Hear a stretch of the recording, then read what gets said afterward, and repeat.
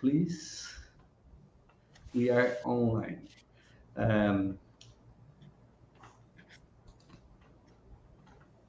Prezados participantes do evento, do nosso 5º webinar do SubConst, eu agradeço a presença de todos e de todas, é uma satisfação, é um prazer tê-los nessa 5ª edição. O SubConst, como vocês sabem, é um evento que ocorre há 6 anos na Universidade Federal de Mato Grosso do Sul, organizado pelo nosso Núcleo de Pesquisa em Subconstitucionalismo.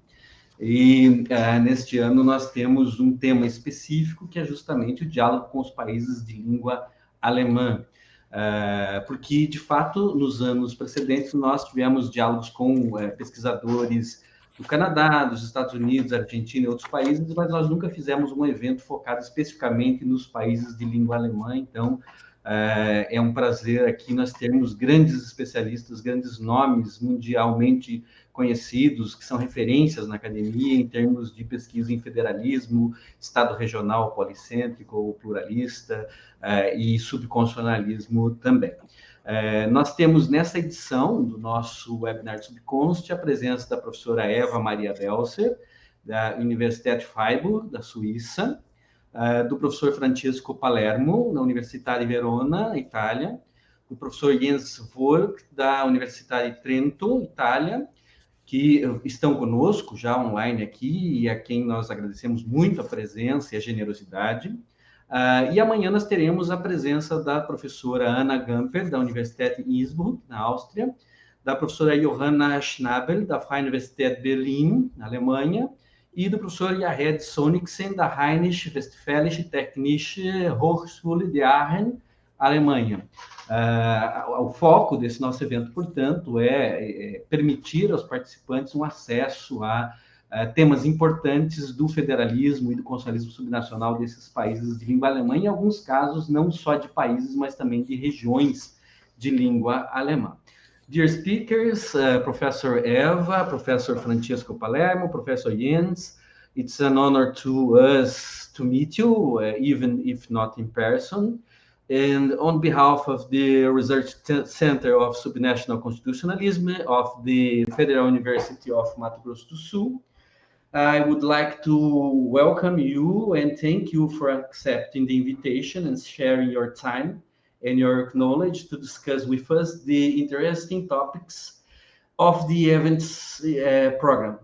This event will be of great importance to the development of our research at the Federal University of Mato Grosso do Sul, since until now we have had research activities that have been focused mainly on Latin American federations like Brazil, Argentina, and Mexico, or English-speaking federations like Australia, United States, and Canada, and in some cases also in regional states in Europe, especially Italy and Spain. Then we are honored with your participation, and we are looking forward to your lectures. Eu vou apresentar rapidamente os nossos conferencistas. Professor Jens Woelk, que é professor titular de Direito Constitucional Comparado da Faculdade de Jurisprudência da Universidade de Trento, Itália. Foi vice-diretor e pesquisador sênior do Instituto de Estudos Federais Comparados do Woelk Research, em Bolzano, Itália. Foi coordenador do programa de doutorado de estudos internacionais na Escola de Estudos Internacionais da Universidade de Trento, Itália. É vice-presidente da Associazione Euroregionale per il Diritto Pubblico Comparato ed Europeo. É doutor em Direito Constitucional Comparado pela Universität Regensburg, na Alemanha. Bacharel em Direito pela mesma universidade, autor de inúmeros livros e capítulos, assim como artigos. É uma síntese, um resumo do currículo do professor Woelk. O professor Francesco Palermo é professor titular de Direito Público Comparado na Universidade de Verona, na Itália, diretor do Institute for Comparatism and Federalism, Woelk Research, de Bolzano, na Itália, doutor em Direito Constitucional Comparado pela Innsbruck Universität, Áustria, graduado em Direito pela Universidade de Trento, Itália. Foi presidente da International Association of Centers for Federal Studies, na Suíça, e também professor visitante em diversas instituições de diferentes países, como Alemanha, Suíça, Estados Unidos, Reino Unido, além de ser advogado e também autor de inúmeros trabalhos acadêmicos. Por fim, mas não menos importante, a professora Eva Maria Belser é professora titular do Direito Constitucional e Administrativo da Universidade de Freiburg, na Suíça, é presidente da International Association of Centers for Federal Studies, na Suíça, é co-diretora do Instituto Federalismo da Universidade de Freiburg, é doutora e mestre em Direito pela mesma universidade, tem pós-doutorado junto ao Institut de Haute Étude Internationale na França, e foi também professora visitante em vários países, como Canadá, Reino Unido, Áustria, China e, inclusive, Alemanha, no Max Planck Institute, bem como também é autora de inúmeros livros e capítulos. Sem mais delongas, eu passo a palavra, então, para o professor Jens Woelk, da Universidade de Trento, que vai proferir a conferência Form Follows Function, the German Federal Council at the Center of Germany's Federal System. Professor Woelk, it's a pleasure, and it's up to you to make your presentation. Thank you once again for your participation in our webinar. Thank you very much, and good evening from Europe, or good afternoon probably for you. It is a great pleasure being here. I apologize for not being able to give this presentation in Portuguese, but it's beautiful to listen to Portuguese in the presentation, and also relatively understandable with my Italian-German background. Thank you so much for this very kind presentation, and also for the invitation. I go immediately to the program, to my presentation, and I try now to share. Do you see the screen already, or no? Now you can see. Okay, thank you very much. I wanted to talk about, to present the Germany Federal, the Federal Council of Germany, so the Bundesrat, as it is called in German. Here you see the 16 German Länder, which make up the German federal system. And I wanted to address this because this is a topic which is a democratic topic and a federal topic at the same time. We have a very peculiar organization of this institution in the comparative perspective, because it is not the Senate model, which we find very often. And tonight there is an election in the United States, which has, of course, introduced and given the name to that model with a direct election. But there's also Switzerland, and there are many other countries who directly vote for the second chamber in the subnational entities. There are other countries like Austria and India, South Africa, which have subnational parliaments which send their members, or some of their members, to a chamber at the federal level in order to participate as subnational entities in federal legislation. And we have a model which is, or an institution which is the German Federal Council, which is a bit different from the other two models, which is based on the members of the subnational governments.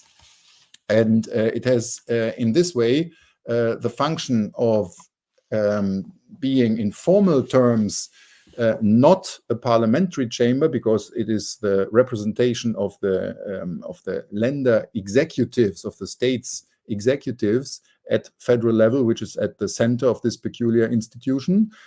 But in a substantive, in a functional perspective, due to its continuous and permanent involvement in the federal legislative process, it can also be seen as a kind of quasi-second chamber. Functionally, it is actually acting as a second chamber. And so in this sense, and as I will explain in a moment, we can actually say that the form follows the function, although we cannot, in strict dogmatic terms, talk about a federal second chamber as a kind of parliamentary chamber. Here I'm trying to list the main provisions in the German basic law. So there is a central section regarding the Bundesrat, the Federal Council, and you see here Article 50 is the basic provision which actually provides for the main function. The Länder shall participate through the Bundesrat, the Federal Council, in the legislation and administration. So again, this is something, it's not only about the legislative process, but also in administrative affairs of the federation. and also in matters concerning the European Union. So participation of the subnational entities at federal level is the key function. And then you have provision Article 51 dealing with the composition and the weight voting of the Länder, because the Länder are very different in size, so they don't have all the same votes, but there is a kind of adaptation according to size and population, as we will see in the moment. Then you have another Article 52 on the president, decisions, rule of procedure, because it's functionally a separate second chamber, and so you have also the possibility, as constitutional bodies usually have, to give yourself your own rules of procedure separately. And then there is a provision which is important because it is an institution representing the members of the subnational governments, how the relationship is with the federal government, so the possibility of members of the federal government to attend the sessions, sometimes even the duty. Then I need to talk a bit about elements of German federalism. Form follows function. So what is this institution in the whole system? So the main features in Germany can be found, I think, of German federalism in its intergovernmental elements and in the structural asymmetry of function, which are exercised by the levels of government. The responsibility for policy implementation in most fields is and remains vested in the Länder, especially in the administrative sphere, while the most important decisions and legislative decisions are made at federal level. And this is this asymmetry which we can, just a second here, which I have depicted here. You can see that on the first level you have exclusive powers and also concurring powers. I will explain this in a moment. And on the lower level, you can see that there is the implementation element where Länder, the states, implement autonomously their own legislation, but also autonomously the federal legislation. And of course, this is an asymmetry which needs, in a way, a systemic feedback, in of the Länder in the legislative process at federal level in order to make this function, in order to guarantee coordination. Let's go back to these structural elements. It's also important to know that federalism in Germany is probably rather based on the vertical division of powers than on the diversity of Länder. Now we can open a long discussion on how diverse the Länder are, but in the presence of an Italian colleague and of a Swiss colleague in particular, I think it's very clear that the structural reason why Germany has adopted the federal system is not so much the difference in many ways between the Länder. And also there's a historical, of course, root of federalism in Germany, because Germany has built a state on the basis of already pre-existing territorial entities, which created first,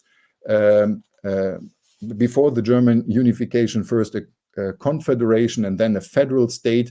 And this is why this intergovernmental cooperation and also negotiations among the states, among the Länders, and also the dominance of bureaucracies in the single Länder, which historically had their different types of administration even, are so deeply rooted. So it's a kind of maybe also path dependency, this system. And this became more and more important after the Second World War as a division of power for avoiding a strong center, which in German history, actually, apart from the dominance of Prussia, but this has never existed, and it's not comparable, for example, to centralist capitals and experience like with Paris or London.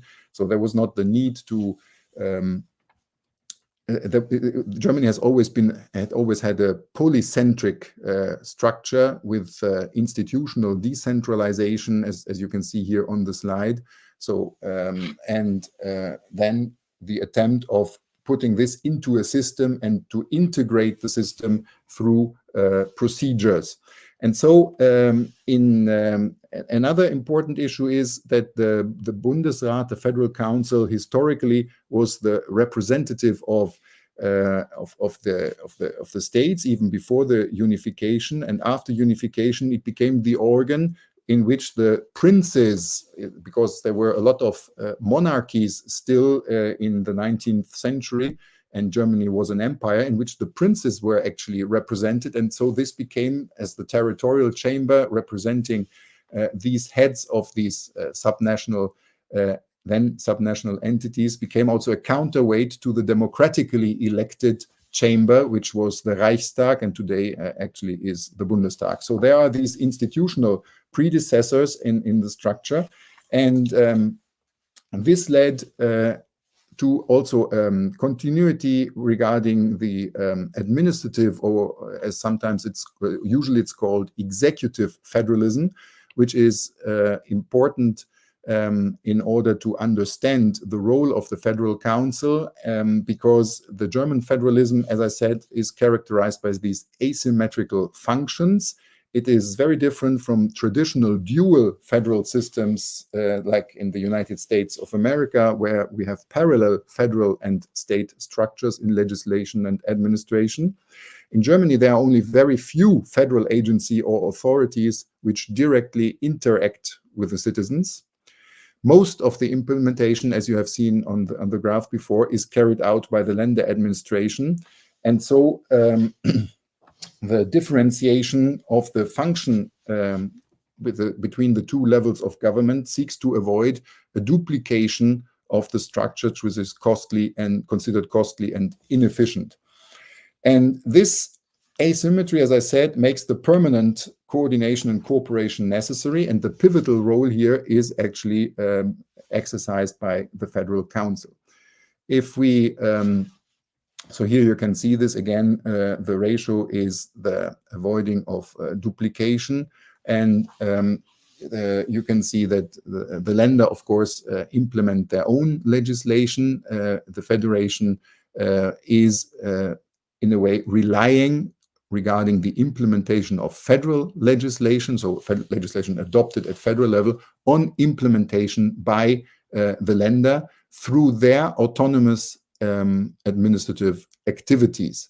And this is very important because this creates this need for cooperation and for participation at federal level. If we look at the list of legislative powers, then we start with the residual powers of the Länder. There is exclusive federal legislation, a list, a catalog. But what is very important, there are flexible categories. There used to be two. Nowadays, there's only one left. And this is the concurring legislation. And this is an either-or legislation. So in case the federal level exercises these powers, the Länder are preempted. They are barred from their own legislation in these fields, and federal supremacy is. But the price for this is that the Länder are to be involved in adopting this legislation. So there is of course, a precondition for the federation exercising these powers, and this is the so-called necessity clause. So in order to create uniform or nowadays equivalent living conditions, and of course this has led to wide exercise of these powers by the federation. And as you can see in the yellow box at the bottom of the slide, the dominant logic here was that the Länder agreed very often in order to create, for example, social welfare legislation and legislation in other fields. If you look at the list in Article 74, 74a, you will see very important subject matters. The Länder agreed on the exercise in order to facilitate uniform standards in this legislation, which was then, of course, also linked to the expectations and the constitutional provision dictating the creation of uniform living conditions. But the Länder did so because, as a compensation for the loss of autonomous powers, because they were now preempted, they could not legislate in these fields anymore, there was a shift towards what we could call a participatory federalism. So the Länder gained participation instead of having their or maintaining their autonomous powers. And so this has been characterizing the German federal system for decades. In detail, there was also framework legislation, but this has been abolished by a reform, because from the 90s onwards, there has been a discussion on more differentiation. There has been German reunification leading to stronger differences in the real living conditions. And so the question was, do we need to, and can we manage actually to uniformly regulate? And so there has been a shift also in politics to a more competitive idea of the living together and between these Länder and the interaction between the various Länder. And this has led to questioning a bit, not very much. It's not a total characteral change, this tendency towards more participatory federalism. This is the picture in which the Bundesrat operates. And now, if we look at the main functions, here we can see that the main function is an interdependence, we could say, between the federal and the Länder level.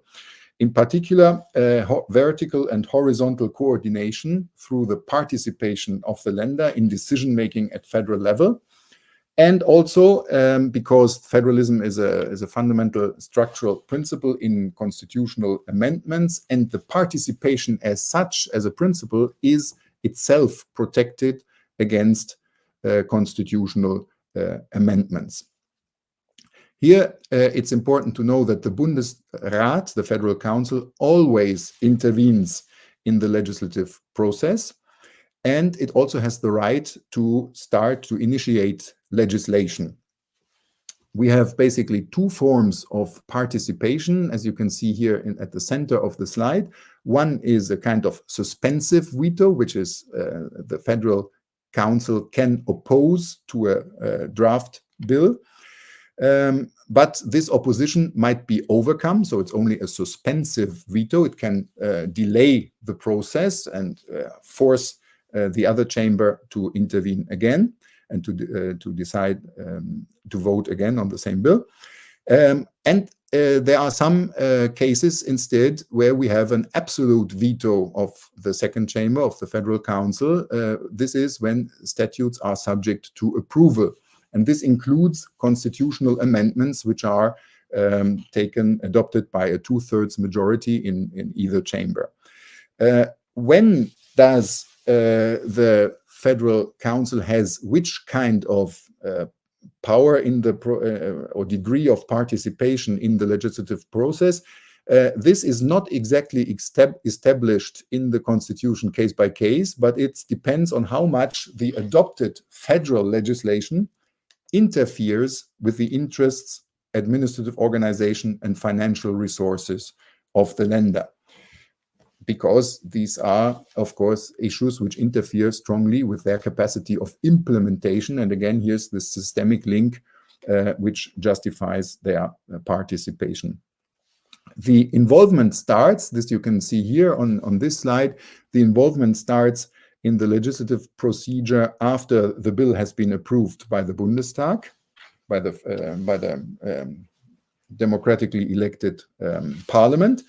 And then it is passed to the Bundesrat, and all federal bills are subject to debate in the Bundesrat, and so also to its potential opposition. In the case of disagreement, the Bundesrat can, within 3 weeks, ask for the meeting of a bicameral committee for conciliation in order to look for a compromise solution. You see this here at the center left of the slide. And if no compromise can be reached there, the Bundesrat can object the bill with a majority and return it to the Bundestag. But in this case, the Bundestag can also insist on the bill by approving it a second time with the same majority which the Bundesrat has expressed. So in case of absolute majority. In case of 2/3 majority in the Bundesrat, in the other chamber, it's necessary to reapprove with and insist with 2/3 majority. So this is the ordinary participatory instrument, a suspensive veto, and you can see this is more or less nowadays, after the reform, 60% of all laws. While there is also in some cases the 40% roughly, including all constitutional amendments, the need for approval by the Bundesrat. And here the committee can be called for by the government and by the Bundestag, because here the Bundesrat has stronger powers and is not might decide also to reject the bill without convening or asking for convening such a committee. And then in these cases, the Bundesrat actually has the power to definitely reject the bill. So the veto expressed might become actually absolute. Some word about the Committee for Conciliation. This is a committee, as you can see here, with 16 members, which corresponds to the number of the Länder. So one member each per Land, and then 16 the corresponding members of the federal parliament. So in the way it reflects the balance between the democratic and the federal principle on a smaller scale. Because you have equal numbers, and here the members are free to talk to each other, free to discuss, free to find. The objective is to find a compromise solution, and this compromise solution needs then to be approved in the two chambers, in the plenary of the two chambers. Usually in Germany, there is the idea that the low number of failed conciliation and of bills which have not adopted shows the relative success of this institution. But over time, the percentage of statutes subject to approval and to absolute veto had grown considerably. And reached a peak in the 1990s with more than 60%. So the numbers were actually inverted compared to today.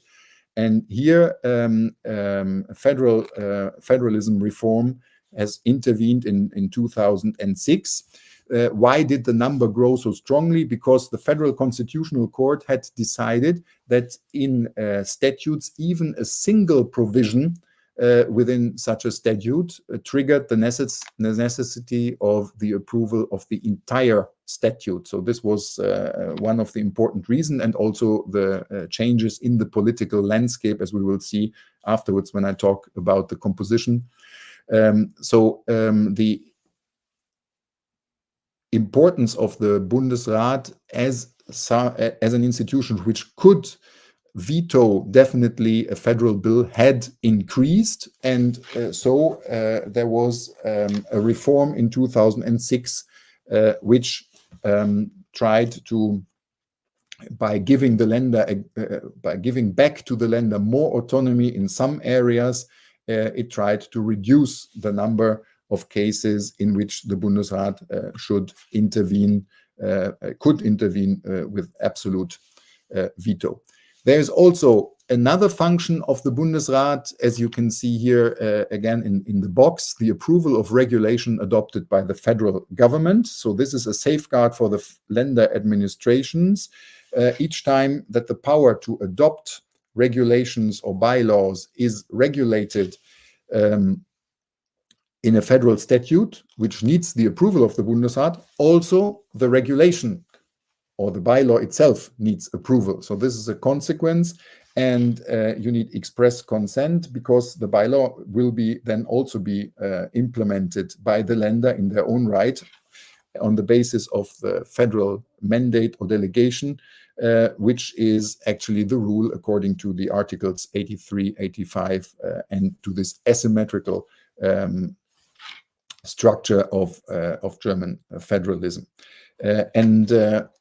this is very important and in practice, and shows also again the mixed nature of the body, which is not only a parliamentary chamber, but it overlaps with legislative and administrative spheres, concentrating both in the institutions. Further functions are important, the participation in EU affairs, I will come to this in a moment, and afterwards also the nomination of half of the judges, 16 judges at the Federal Constitutional Court, half of them, 8, are actually nominated, elected by the Federal Parliament, and the other half by the Federal Council. So again, you have the democratic principle and the federal principle here in an equilibrium, in a balance. Very important, and again, a limit to comparing or to calling the Federal Council a parliamentary chamber. One of the limits is that there is no confidence relationship with the federal government. The federal government is only based on the majority in the directly elected Bundestag, in the democratic representative chamber. Regarding the composition of the Bundesrat, it is a permanent institution and a federal institution, so at federal level. It does not have legislative periods, by contrast with the 4 years period of the Bundestag. And it is a federal institution because it represents the interests of the community of the Länder, so of all Länder. And its 69 members are nominated, as I said before, by the Länder government. So this is this ambassador model. And they sit, as you can see here on the slide, in Länder delegations, so not in political groups as in parliament.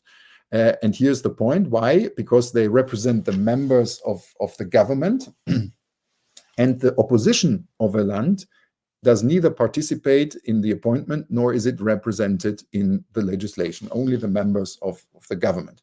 And this is also the reason why there is an imperative mandate. So the members are not free or independent like members of parliament, but they are subject to instructions and to orders by their government.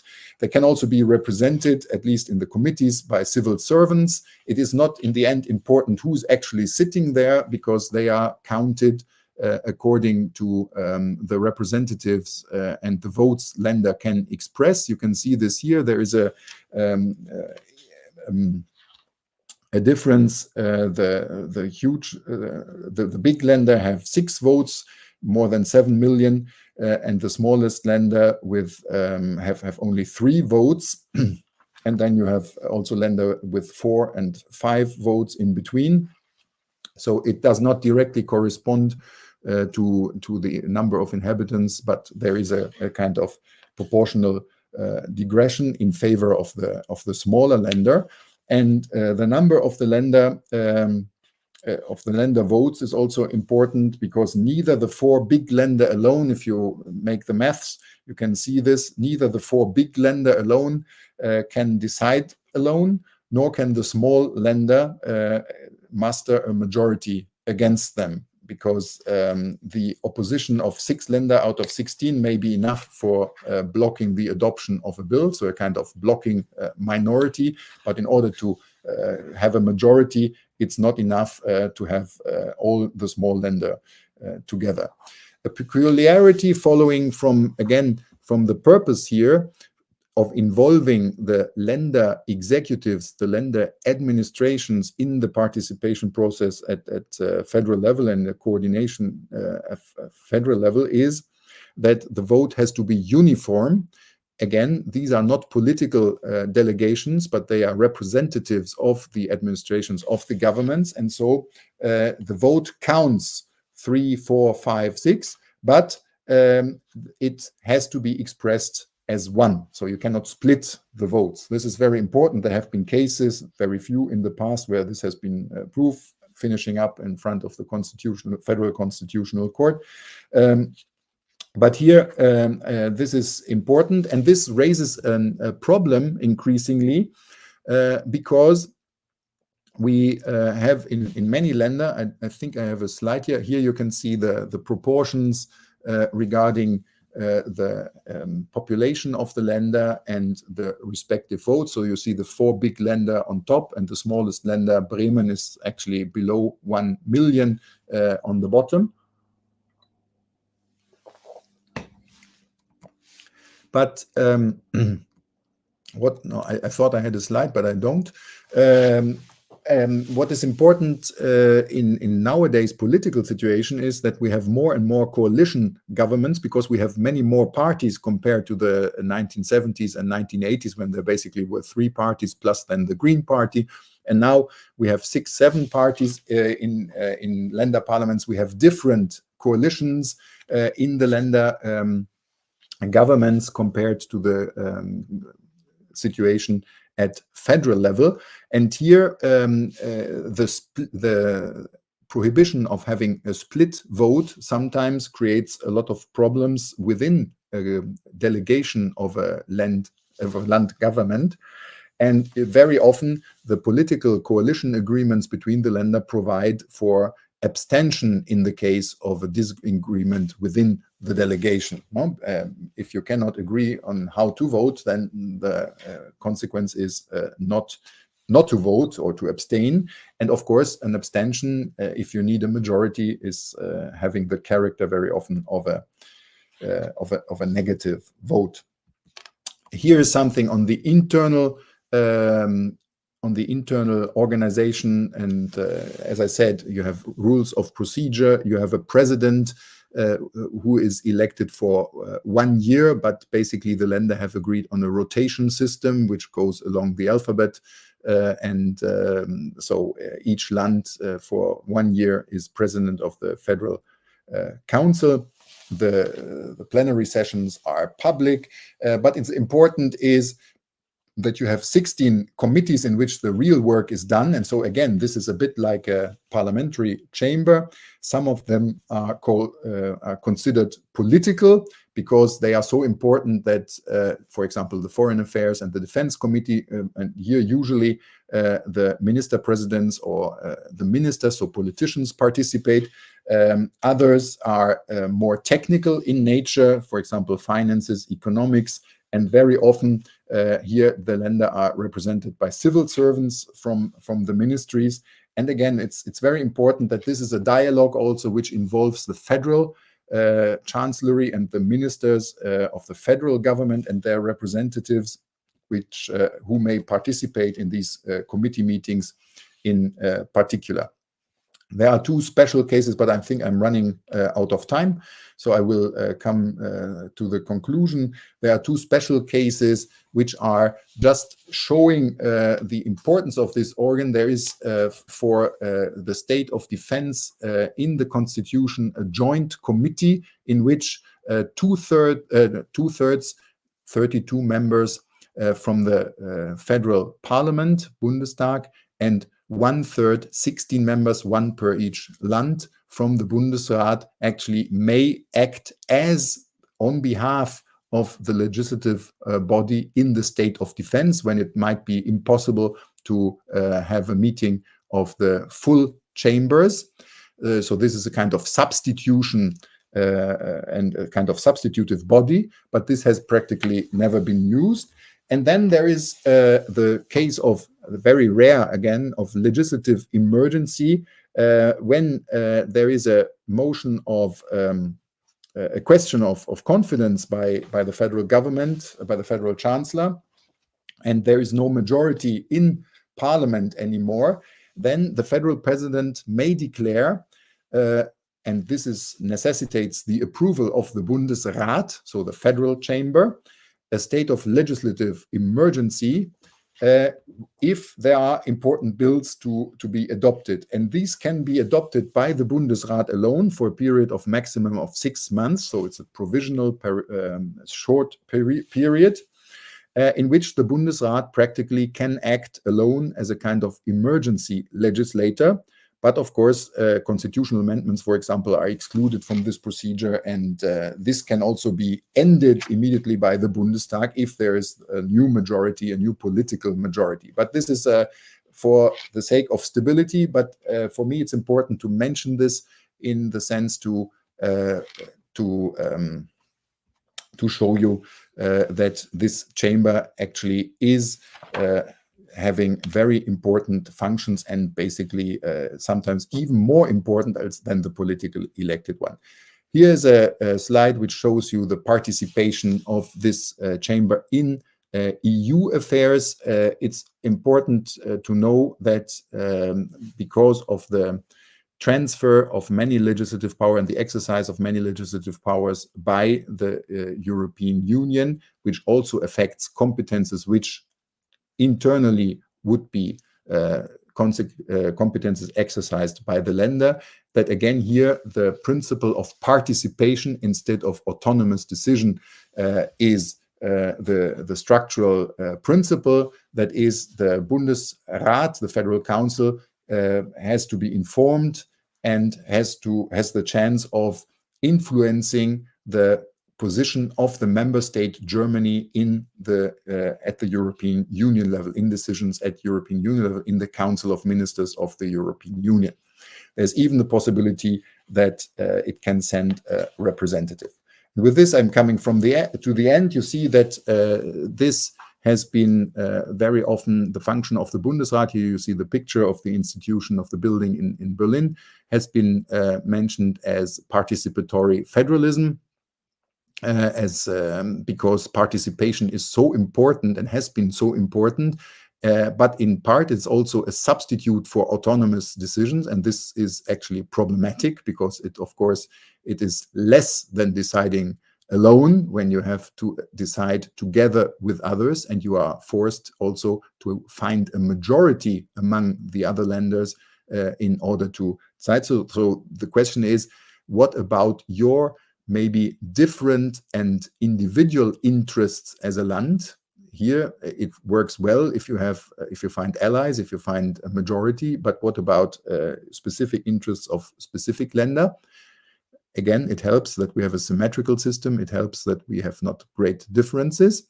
We have seen important developments after the reunification, and we have seen important, this is regarding the reform, we have seen important developments regarding European integration. And then the political issue, here I put cohabitation à la allemande, because we might have different majorities, political majorities at federal level, and compared to the very different coalitions in the Bundesrat, and this might lead to a political instrumentalization, to a political use of the Bundesrat in a way by the federal opposition against the federal government and the majority in the federal parliament. I think this is it. And the last sentence is related to this yellow box again. So what I try to show is that in this pivotal institution, you find the combination of federal and democratic principles, which to some extent, I would dare to say, with the representation of territorial interests, still manage to balance also the influence of political parties. Thank you very much for your patience and for your attention. Thank you, Professor Woelk. An amazing presentation. We about on an important subject that is this one of the Federal Council that works so differently from the Senates from countries like Brazil or like the United States after the 17th Amendment. Then it's an amazing aspect that we need to think about when we talk about federalism and subnational constitutionalism and autonomy as well. In any way, I will before we open to questions and discussions, I will invite Professor Francesco Palermo to make his presentation, and I will. I want to introduce the theme of the the speech of Professor Francesco Palermo again. Professor will talk about the German-speaking territories one does not think about, an amazing and instigant theme, East Belgium and South Tyrol. Then Professor Palermo, please, is up to you to give us your presentation, please. Thank you so much once again. Yes. Thank you so much. Boa tarde. And that's it for my Portuguese, but I hope that's enough. And I'll immediately switch into English. Thank you for the invitation. Thank you all for suggesting a presentation for Brazilian students. My topic is a rather uncommon one, unconventional one. Because, of course, when you think of German-speaking federal systems, you always think of Germany, Austria, Switzerland. But there are actually also other territories, which are much smaller, of course, where German language and German culture, including legal culture, are present, and they contribute to a great deal, I would say, to subnational constitutionalism, because, as I will try to explain, these two small territories are actually very interesting from the perspective of subnational asymmetrical federal inputs. Now, let me move straight to the topic. As you certainly know, Europe is marked by a very long and complicated story. And history has reconfigured the borders of Europe many times due to wars, due to alliances, due to marriages, monarchies, etc., etc. So some people have defined the borders as sort of scars of history. So what is left, especially of conflict. Sometimes the history is even fun, I would say. It's not only a matter of conflicts, it's also a matter of historical accidents that have produced a number of institutional peculiarities. For example, the various microstates that still exist, from Liechtenstein to San Marino, Andorra, and so on and so forth. So this is the context which is the reason that explains why predominantly German-speaking territories like Eastern Belgium, which is the small part that you can see on the eastern side of Germany, and South Tyrol, which is the northernmost province in Italy, are actually German-speaking territories belonging to states that are not German-speaking, and at least at the central, national, or federal level. German language in particular, of course, doesn't overlap with state borders, especially because of the history of not only the past century, but also way before that. So there are several territories outside the German-speaking states. I beg pardon for to Eva Maria Belser for calling Switzerland a German-speaking state. It's not, of course, not appropriate, but is predominantly German-speaking. Now, also Liechtenstein speaks German. Several Swiss cantons are monolingual German, plus a couple are bilingual, including the canton of Fribourg. And in different parts, German has at least a co-official status. So these two peculiar cases are, in my view, quite interesting and not necessarily well known. So I will try to give you a little sketch of their history and institutional arrangement, and then we will have some time for making a couple of final, considerations. Let's start with East Belgium. You can see here a rudimental map of the very complex Belgian federal system. Belgium, as such, is a federal state which is composed by 3 regions and 3 communities. And regions and communities mostly overlap, but not entirely. The regions are subnational entities which have a predominantly territorial approach, and they deal with issues such as transport, infrastructure, all the supply of services, etc., all the territorial based functions, whereas the communities, as the number suggests, the name suggests, are essentially responsible for personal cultural matters. The German-speaking community called East Belgium is one community, but for the rest, so for territorial aspects, it's part of the Walloon region. So it's already an interesting case in point. And you can see it here. This is the community, but when it comes to territorial matters, it is part of the Walloon region. Now, where does this all come from? Until the French Revolution, these small territories were part of 2 different duchies, Limburg and Luxembourg. Then Napoleon, with his wars, conquered that territory too. And then the Congress of Vienna, after the Napoleonic Wars in Europe, attached these territories to Rhineland, which was then part of Prussia.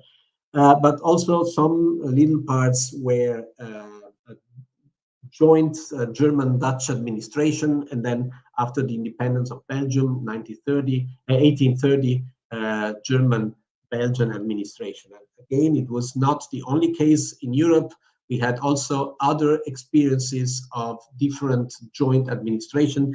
Think of Bosnia-Herzegovina, for example, and other cases. Then after the First World War, while the region fought with Germany, so it was part of the German army, for example, after the war, it was attached to Belgium because Germany lost the war and lost also a considerable size of its territories, around 13%. There was a referendum that was also quite contested, but we don't have the time to go into the historical details. Fact is that this territory was attached to Belgium. Not everyone was happy with that, and actually there were many protests, but in 1925, Germany, which was in a difficult position, was forced to give up any claim on the western borders, and therefore this territory remained finally with Belgium. Actually, it's funny because Belgium was in difficult economic situations back then, while Germany was even worse, but the Belgians tried to sell East Belgium to Germany, and Germany, despite its financial situation, was apparently even ready to buy it back, but France wasn't happy with that, and so it didn't happen. Then, of course, like many other territories in Europe, it was annexed by Nazi Germany in 1940, and the tragedy of Nazism and the war. And then it remained again in Belgium after the Second World War. The Belgians back then introduced a very harsh denazification policy. So many people were fired, were expelled. So it was really a difficult moment until 1956, when democratic Germany entered then in bilateral treaties with its neighboring countries and finally agreed on the borders. Germany acknowledged that the annexation in 1940 was illegal, and therefore gave up forever any claim about these territories. Now, when it was eventually clear that these territories remained part of Belgium, they started, of course, to claim for the recognition of their culture and language. In 1963, when the whole process of federalization in Belgium began, language laws were adopted, and some language facilities were created for the German-speaking territory, which was then finally identified and delimited. And then slowly these cultural elements were implemented.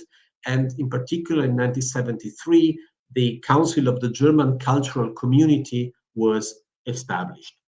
Then the federalization process continued, and in 1983, the German-speaking community as we know it today was established. So this is 40 years old, basically, this institution. And only in 2017, the name East Belgium was created as a brand for the German-speaking community. This is interesting, and we will come back to that in the conclusions. The official name still, institutionally speaking, is German-speaking community, which is one of the 3 communities of Belgium. And you can see here Article 4 of the Constitution, which is much longer than that, but it defines the 4 linguistic regions of Belgium: the Dutch-speaking region here in the north, the French-speaking region in the south, the bilingual regions of Brussels capital, and the German-speaking region here on the east. It is a very small territory. It's only 846 square kilometers and less than 80,000 inhabitants.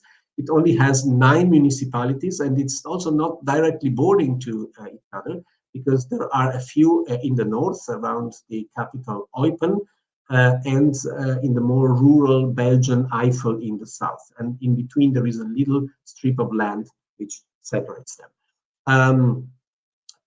German is the language in the administration, in justice, in school, so it's actually the only language spoken in the territory. The powers of the communities, as I already said, refer to personal or cultural matters, and here is a list. So culture, broadly speaking, is of course school, but also theater, libraries, media, etc. The whole education system, use of language in matters affecting the individual, in health policy. So for part of the hospitalization assistance, etc., including immigrant assistance services, etc., are responsibility of the community. This means that, for example, an hospital is run by the community with regard to the assistance, so providing assistance to the citizens, etc., but is run by the region when it comes to the infrastructure, to building the structures, buying the beds and the equipment and all that. So, of course, regions and communities need to cooperate. They also can have an international projection of their powers and enter international agreements in the areas of culture broadly meant. For all the other matters, they are part of the Walloon region, and you can see it here, all red, which includes also the 2 small territories of the German-speaking community. The institutional system is a parliamentary democracy. There is a parliament composed of 25 members, and a government composed by the president and 3 further members. Despite being so small, they have a guaranteed seat in the European Parliament. They are also part of 2 Euro regions, sort of public law bodies under European Union law. And very interestingly, there are very developed participatory elements like the citizens' councils that make important decisions or prepare the decisions for the decision-making bodies. Actually, the government program, the government was elected last summer, is based on a plan that was developed by participation. So people decided a sort of a political program, and then the parties that supported this vision decided then to make a coalition and build a government that has as a political task to implement this plan. So very interesting, actually. It's of course easy in a small area like that, but still quite developed in terms of participatory democracy. Let's move to South Tyrol, which is the second case, which is here in the very north of Italy. We'll come back to that. Also a very rich history. It used to be Rhethian, so kind of Celtic or pre-Germanic, pre-Latin, before the Roman Empire. Then it was conquered by the Romans, and then it became German when the Germanic populations moved towards the south. And then in 1369, it was incorporated in Tyrol in the Habsburg Empire, and it remained for over 5 centuries part of the Habsburg Empire. Then, after the First World War, it was attached to Italy. And immediately after that, when fascism took the power in Italy, they, of course, repressed the German-speaking minority there by forcing assimilation, by changing names, place names, making Italian the only official language in administration, in schools, etc., which caused a lot of resentment by the German-speaking population. After the Second World War, it remained part of Italy, despite some attempts to reattach it to Austria, but Austria was not in a geopolitical position to negotiate anything, and therefore it remained with Italy, but with an international guarantee of autonomy and self-government for the German-speaking population. The problem was that when Italy implemented this international commitment, it did so by creating one bigger region, by including South Tyrol, which is here, and you see it up here as well, which is predominantly German-speaking, together with the province of Trento, where Jens Woelk is based, which is almost entirely Italian-speaking. The result was that this autonomous region of Trentino-South Tyrol had an Italian-speaking majority, and therefore the German speakers were in a minority when it came to making local decisions. And that created a lot of unrests, even bombings, a couple of casualties, etc. And then a negotiation started in order to find an international solution with the participation of Austria. Then in 1972, the system was set completely upside down, and the region remained, but the two provinces actually became sort of regions, with all the powers transferred to the provinces and the region just remaining an empty shell, which made it possible for the German-speaking population to be an overwhelming majority in its own territory. This allowed then Austria to declare the formal settlement of the conflict in 1992 in front of the United Nations. And then more recently, there are further reforms that are taking place, including nowadays an ongoing process of reform, which is going to change the power, or better define the powers of the provinces. Here is the situation in terms of demographics. First of all, it's much bigger than East Belgium. It's 6 times bigger in terms of surface.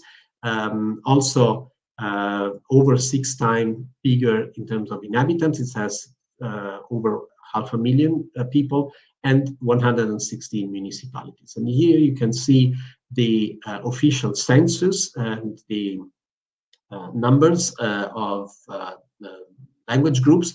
So you see it's about 70% German speakers, a little bit more than 1/4, so 26% Italian speaker, and a small Latin community, which is the indigenous population, so to say, which is settled in just 2 valleys, is 4.5%. Actually, the last census was completed a few months ago, but the results are not yet public, so we'll see, but it's not going to change much. Okay. As I said, Italy has 15 ordinary regions and 5 autonomous regions. The 5 you see here in red, but one, Trentino, South Tyrol, is actually composed of these 2 autonomous provinces that are more autonomous than autonomous regions themselves. In terms of powers, South Tyrol retains all powers, essentially, except for security, so the army and police forces, the collection of state taxes, while they can collect local taxes, part of the judiciary, not entirely, so the administrative staff of the judiciary is local, whereas the judges and prosecutors are still state employees. And then, of course, immigration, which is a state matter, which creates some issues at the moment. It is not only a parliamentary democracy, but unlike in East Belgium, a consociational parliamentary democracy, which creates a sort of a mix of segregation and integration. So the groups are separate, but they are forced to work together in a number of areas, which makes it a consociational system. For example, the parliament, which is composed by 35 members, is composed also along ethnic linguistic lines that they have to declare, the members have to declare which of the 3 groups they belong to. And then the government is composed proportionally to the language composition of the assembly. So currently, for example, of the 35 members, there is 1 Latin. The Latin must be in any way, so it's an affirmative measure. 5 are Italian speaking and 29 are German speaking. But you see the government is composed of 11, again, 1 Latin out of the proportion, 2 Italian speakers and 8 German speakers. So you see the Italian speakers and even more the Latin speakers, the smaller groups, are kind of overrepresented, more or less like the smaller Länder in the Bundesrat, as Jens mentioned. There are then special laws that are above the ordinary laws of the local and of the national parliament, which are bilaterally negotiated with the language, which the national government, which means that that South Tyrol, the provincial government, and the national government can bilaterally negotiate and adopt legislation that cannot be changed by parliaments, neither by the local nor by the national parliament, which is an important factor of raising the status of the territory. Language groups can veto the legislation when it goes against their own vital interests, but luckily this is not happening frequently, actually very rarely. There is no automatic guarantee for a representation of the territory in the European Parliament, but in fact it happens de facto because of negotiations between the leading party, which is called the South Tyrolean People's Party, and 1 national party that basically gives them 1 of the seats. And again, also South Tyrol as a border region puts a lot of effort in the cooperation with neighboring territories, and there is a Euro region, again, this European public law instrument called European Grouping of Territorial Cooperation, which brings together the two provinces of South Tyrol and Trentino and the Austrian land of Tyrol in the north, which overlaps with the historical, traditional Habsburg land of Tyrol before World War I. Public service is also composed by, in proportion to the ethnic composition of the population. So it mirrors the language groups. So basically 70, 25, and 5. All services must be bilingual, and the place names of each village must also be bilingual. Plus, there is a separate school system. So there are German schools, Italian schools that are monolingual with the mandatory teaching of the respective second language. So Italian is taught in German-speaking schools and German is taught in the Italian-speaking. Plus, the Latin schools that are very small have an immersion system which is different. Then everyone can theoretically choose freely which school to send their children, but schools can check the language skills of the children and then theoretically even not admit the children because of lack of language knowledge. So the administration of culture is completely separate. Now, let me come to the conclusion. Of course, these are two different ways of approaching a similar problem. So how to accommodate a German-speaking minority group within a predominantly non-German speaking national system.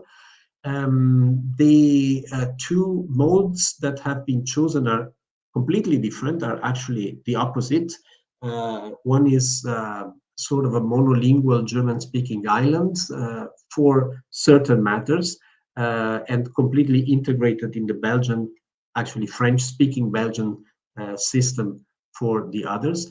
The other one is a consociational democracy, completely bilingual and trying to keep the two parties separated, but at the same time forcing them to cooperate. The interesting thing is also the different approach to the name. Here I have listed the different denominations that you can find for the two territories. Ost-Belgien, so East Belgium, is, as I said, the brand name. German-speaking community, Deutschsprachige Gemeinschaft, is the official name of the community. In history, it was also known by the name of the places, so Eupen-Malmedy, Eupen-Malmedy, St. Vith, so the three different regions. Ostkantone, the eastern cantons, or New Belgium, or the territory, the German language territory. These are all terms that you find. Sometimes, especially in the 70s and 80s, there were even more radical or nationalistic terminology used by nationalistic groups on both sides that could not be established, but were frequently used, like Deutsch Belgium, so of course German Belgium or German East Belgium, meaning it is German, and in French, sometimes Canton Rédimé, so the cantons that were kind of liberated, and of course that presents the perspective of the French speakers. When the term East Belgium was established as an official brand for the territory, it was a very smart move in order to highlight the territorial element rather than the ethnic one, but also because the German-speaking Belgians sometimes identify themselves as the true Belgians, because they are outside of the permanent conflict between Flemish and Walloons, so between Dutch-speaking and French-speaking population. And they are sort of a small buffer community, which is actually very helpful sometimes in helping the two big ones find an agreement. And also the name East Belgium is the same also in French, Belgique de l'Est, and in Dutch, Oost-België. South Tyrol has a completely different story. It's actually called South Tyrol in German, so the southern part of the Austrian land of Tyrol, whereas it is called Alto Adige in Italian, meaning the upper part of the Adige River. So from the Italian perspective, of course, the Adige River is flowing from north to south, and therefore the northern part of the territory of this river is called Alto Adige. Again, the official denomination is the Autonomous Province of Bolzano-Bozen, but again, it indicates a completely different perspective between the German-speaking and the Italian-speaking elements, and we know that language shapes the identity. Actually, even more interesting, during the Habsburg monarchy, South Tyrol was actually what is today the Autonomous Province of Trento, so the southern part, completely Italian-speaking. And then it became, this name was attached to the current South Tyrol in order to mean the historical connection with the Austrian part of Tyrol. And sometimes you can see the irredentist or more nationalistic groups, like here, this is the book published by one radical party which advocates independence for South Tyrol and being reattached to Austria. They present the map of Austria with all the Austrian Länder, and the land Tyrol goes actually as far south as to include the territory of South Tyrol. Even the population sometimes is categorized by the language group. So sometimes you can hear people speaking of Südtirolese, meaning the South Tyroleans, so the German speakers, and the Alto Atesini, so people from Alto Adige, meaning the Italian speakers. So there is not even a common name for all inhabitants of this territory, which is sometimes problematic. Of course, marketing tricks like the one in East Belgium are also used in South Tyrol.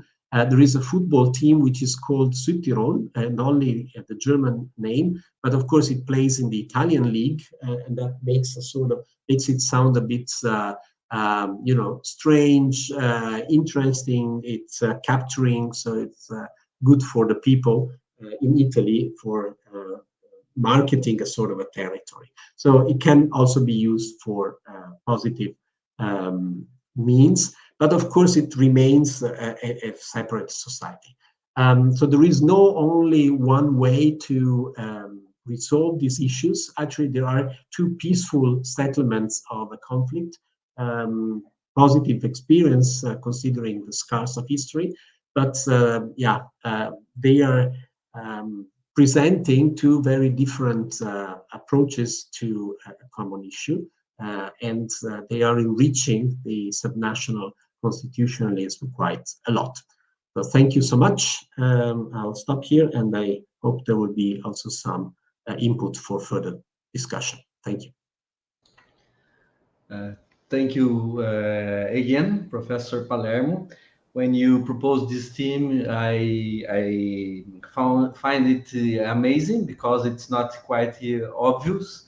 It's regions that of German-speaking communities that have several peculiarities, singularities that I know that made also the configuration of the Italian regionalism is one of the 5 regions of special statutes, and very interesting your comparison that you provide to us between these two regions. Thank you so much, Professor. Without further delay, I will give the floor to Professor Eva Maria Belser, that will speak to us about the theme, the constitution-making power of Swiss cantons and their use from a time of slumber to a new awakening. Thank you for the patience, and I would like to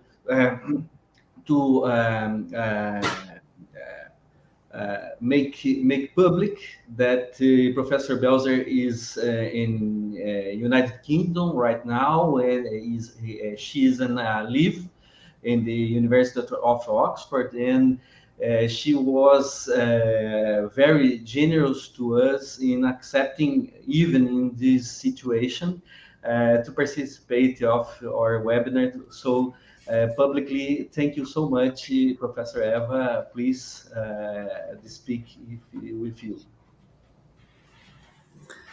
Yeah, good afternoon to all of you, and thank you very much, Professor Scarbosa, for the kind introduction and also for inviting me. It's not a great sacrifice to participate in such an interesting webinar. It's in fact quite a privilege, especially because it's rare to find people interested in subnational constitutionalism. If you share the slides, I cannot move from one to the next. So maybe it's better I share the slides. Yes, it's working, seems to me. It's okay.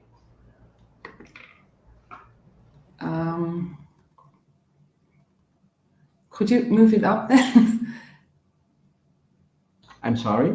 I would prefer to share the slides from my side, so then I can move from one slide to the next. Okay. Sorry for this. No problem, Professor. A moment, please.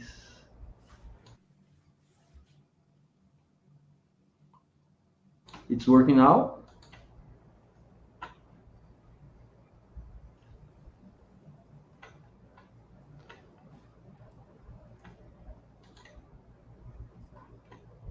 No.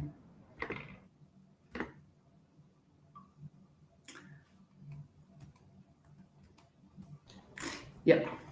All right. Sorry for this interruption. So yeah, I was saying it's great to meet people who are interested in subnational constitutionalism, because it's quite surprising that so many groups, regions, minorities, scholars, politicians are interested in autonomy and how to reach it and how to entrench it. But very few people are interested in seeing how that autonomy is actually used by the subnational entities. And that is also the case in the country I will talk about it. We call it the paradox of cantonal constitutionalism, because in my country, cantons enjoy far-reaching autonomy. It's probably, from a comparative perspective, one of the most decentralized federations. The 26 cantons, they all have constitutions. The constitutions are older than the federal constitutions, and they're not just some special organic laws, they're fully fledged, comprehensive constitutions. But few people care about those constitutions. Few people know about the constitutions of their cantons, and even parliaments, governments, courts, cantonal or federal courts, and scholars rarely refer to them. So I think this is slightly changing these days, and I want to just tell you the story of that cantonal constitutionalism. So this is the program. Like my colleagues, I will first introduce you to some of the federal features of the country we are looking at. We'll talk about the remaking and revising of cantonal constitutions, which is composed of a two-stage process, only one of them being cantonal, the second one being federal. We'll look at the constitutions of the cantons and discover that there is quite some homogeneity, but also a considerable amount of diversity. We'll talk about the time of slumber, try to find out why these cantonal constitutions are relatively irrelevant, and at the end, try to discover whether there is a new awakening to come. So just briefly, for those of you who do not know Switzerland so well, it's quite a surprising entity, because Professor Francesco has just mentioned that there is often some sort of a mismatch between cultural and linguistic identities and borders. Well, Switzerland is a very peculiar case in this regard, because we don't even speak of linguistic minorities, because there is no Swiss nation, Swiss people in the first place. It's a multinational entity, which is a strange result of history. The country is divided, like the countries we've just seen, Belgium and Italy, by a number of divides. The most well-known is the linguistic divide, with French-speaking cantons in the west, surrounded by France, German-speaking cantons in the north and in the east, one Italian-speaking canton surrounded by Italy, and in the very east, in the Alps, in the mountains, a trilingual canton where we would also find Romansh speakers. Romansh speakers are closely related to the Latin speakers we've just heard about in Italy. Historically, other cleavages have been much more important, especially the religious cleavages, with a slight majority traditionally being Catholic, a strong majority being Protestant, and most of the urban centers being controlled by Protestants. Historically and today, another deep cleavage is the one between urban centers and rural parts. Probably that has even been the most decisive cleavage for the making of the federation, because the smaller, more rural, more conservative cantons had a great fear of being overruled by the more progressive, liberal, and urbanized cantons. So why does the country exist? We have to briefly go back into history, because all of these cantonal units used to be quasi-independent states, which hundreds of years ago decided to cooperate. The first alliances were just amongst 3 of the cantons. That is still represented in that statute, which is part of the federal parliament. So there is a strong confederal path dependency, that very idea that we have come together, the cantons have come together because they came to the conclusion that they would be better off as being part of a broader alliance. That first alliance was mostly dealing with internal security issues, but proved to be so effective that over the centuries, more and more cantons decided to join the alliance. So over centuries, a dense network of treaties and alliances, hundreds of treaties were developed, which built a network which was after a while called the Swiss Confederation. In the 80th century, the country had more or less reached the size and shape of the country we know today. In a way, the Big Bang, the making, the transformation of that loose confederal system into a federation happened in 1848 for two major reasons. The one you see on the left, there was a short civil war in the country between Protestants, liberal, Catholic, conservative cantons. The liberal, progressive cantons, Protestant cantons won the war, and the federal constitution was sort of a peace treaty, a compromise trying to motivate the conservative cantons to be part of that new federal fetus, that treaty. And the other driver was the economic development that you see pictured on the right, the opening of the first railroad in the same year, 1848, and the need to develop an internal market, cantons just being too small for a rapidly industrializing country. So this is what happened, the transformation of the confederation in a federation, creation of very weak central institutions in the capital, in Bern, a bicameral parliament, not like the one we've just seen in Germany, more or less a copy of the United States system with a Senate, a collegial executive, a government of 7 people. Centralization back then in a very limited enumerated areas, mostly those crucial to establish an internal market, and all the rest remaining with the then 25 cantons. From then, there was a very dynamic evolution of the Swiss federal system, a slow but ongoing and still ongoing process of centralization. More and more tasks and competences were delegated to the national tier. One important territorial change with the creation of the canton of Jura.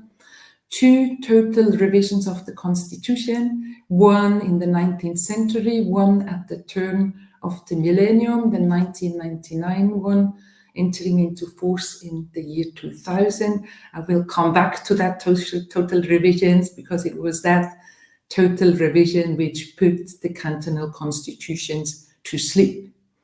There were also hundreds of partial revisions of the federal constitution. The Swiss constitution is probably one of the most flexible globally. We amend it all the time, at least once per year. So over the years and decades, that has created quite a chaotic document with a lot of ambiguity of who is in charge of what. That triggered the federalism reform, decided in 2004, implemented in 2008, and the idea was to disentangle the competences, to establish a new fiscal equalization scheme, so have stronger economic solidarity and increased participation of the cantons. Cantons are way too small. It's a small country. 28 cantons are too many.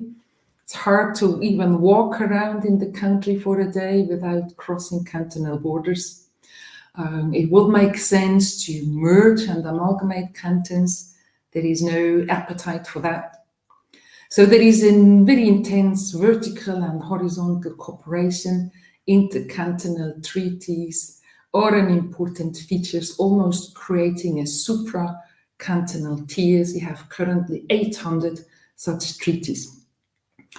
And again, after less than 20 years, quite a messy constitution, so that in 2024, actually quite just a few weeks ago, the federal and the cantonal governments together have decided to start the work on a second federalism reform and to look at 21 policy fields and to sort out the mess that has established itself over the last 18 years. So the characteristics of the Swiss federation, it's a typical coming together federation. It is still called a confederation, and we talk of the confederation, meaning the central government, because we don't have any confederal elements, so no unanimity requirements, no veto rights for individual cantons, no exit rights, no right to secession. It's a symmetric federation. All cantons have equal rights when it comes to self-rule, equal rights when it comes to shared rule. So unlike the German system, each canton sends 2 senators to the second chamber, with only one small exception. Swiss 6 cantons used to be called half or semi-cantons because they had divided before the making of the federation, and the attitude was, you can have a fight and split, but you can't double your vote. Cantons enjoy constitutional autonomy. That's obviously what I will come back to: legislative, institutional, administrative, and fiscal autonomy. They make and implement their own laws, so it's a dual federation. As a rule, they also implement federal law, executive federalism, so what we've just heard from Germany. Switzerland, therefore, is a mixed system. And the participatory rights of the cantons are strong. It's not just the second chamber, the Council of Sides. There are numerous other mechanisms, including a cantonal referendum. So if we now move to the constitutions of the cantons, as you see, they are much older than the federal constitution. When the federation came into being, all the cantons had their constitutions. And they were not at all questioned by the federalization in 1848 or at any other moment later. They are codified and comprehensive. They read like a fully fledged constitution with preamble, aims, principles, human rights catalogues, institutions, democratic rights, constitutional amendment rules. But they are considered to be politically and legally insignificant. So let's have a look at that. First, we have more or less about roughly three categories. Some I have called once the old and deeply sleeping beauties. 3 cantonal constitutions are very old and very brief.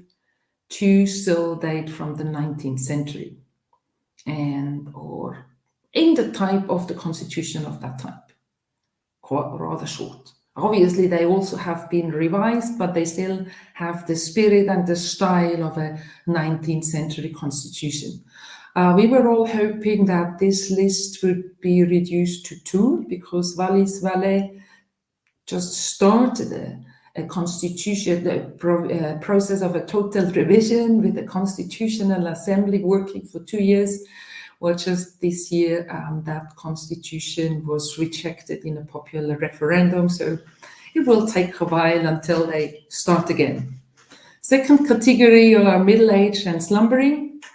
12 constitutions have been rewritten during the last decade of the 20th century. They more look like current times constitutions. They're much longer, much more detailed.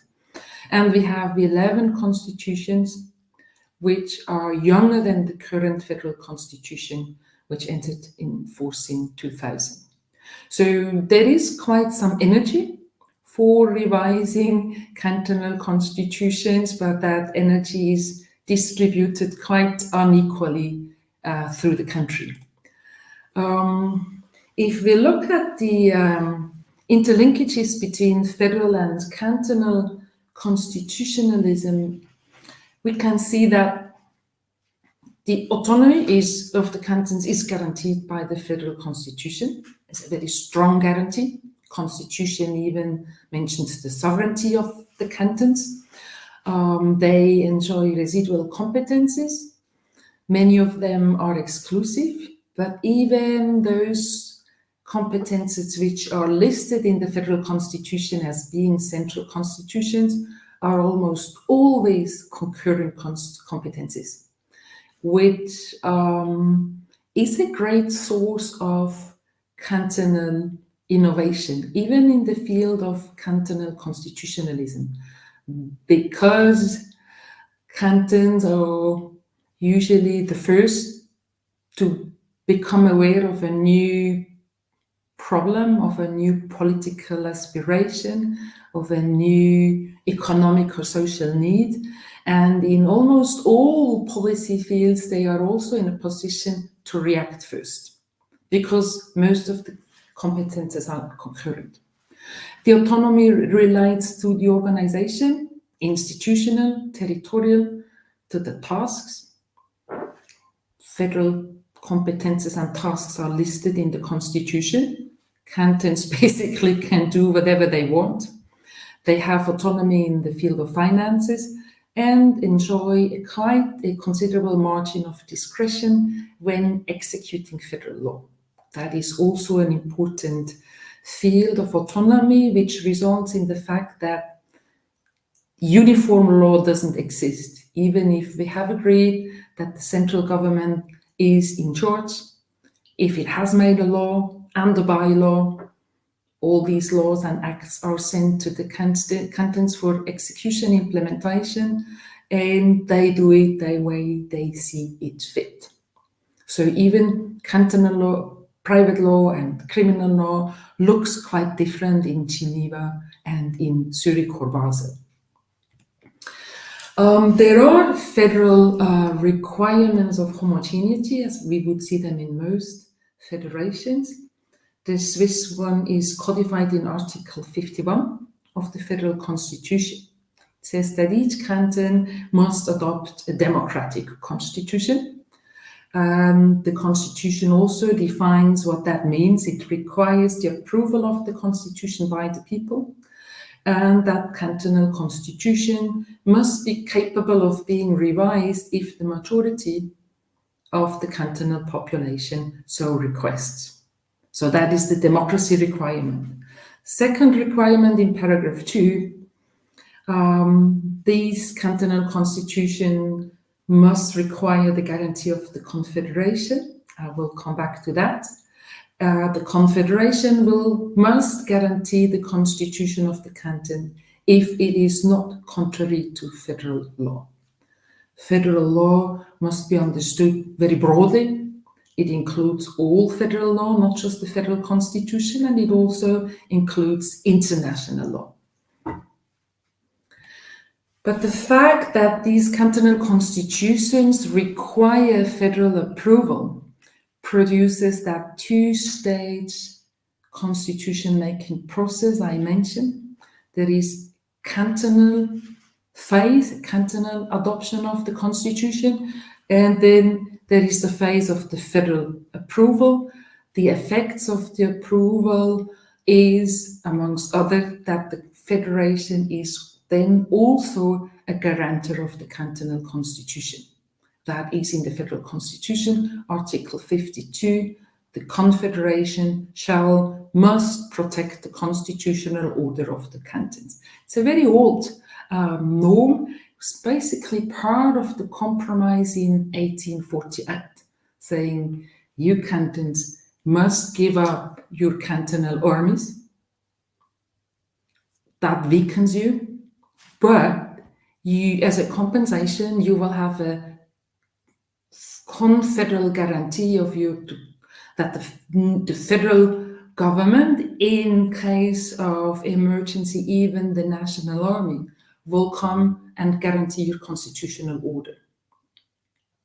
We have seen some of those federal interventions into the cantons, 9 in the history of the country, 8 of them back in the 19th century. So for the first phase, cantonal adoption, cantons are free to determine their own constitution-making process, but as we have just seen, there is a federal requirement. It must be democratic, it must be approved by the people in a popular referendum, and there must be the option of a popular initiative. People must be allowed to request a revision of the constitution. The federal practice goes, I think, slightly beyond that, and I'm not too happy about it.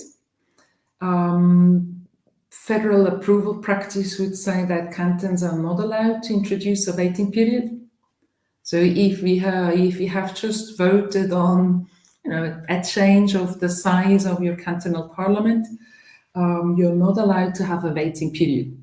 Then next year or the next week, you can start a popular initiative on the same issue. Federal practice would say this is how it must be, everything else would not be democratic. Cantons have also been prevented from introducing a 2/3 or any other quorum for the popular referenda. they have also been prevented from introducing qualified majorities, requiring a majority of the people and the districts. One canton, the trilingual canton, would have wanted to introduce that, and that has not been approved. I personally disagree with that practice. I find it quite bizarre that a federal tier would say, we are federal, but if you would be like us, you would not be democratic. It doesn't really make sense, but this is what it is. I will come back to the process, which is a political one and not a legal one. Total revisions of the cantonal constitutions work differently from partial revisions. They can be initiated by the people or by the cantonal authorities. Surprisingly, if it's about the total revision, it's usually the cantonal authorities who think that this should undergo a comprehensive review. Most cantons then first carry out the popular referendum on the question of, do you want to go for such a process, yes or no? Generally, the people are happy about the idea. Typically, then there is consultation of the public, the youth, non-citizens. That is sometimes mandated in the constitution, and even if not, it's practiced.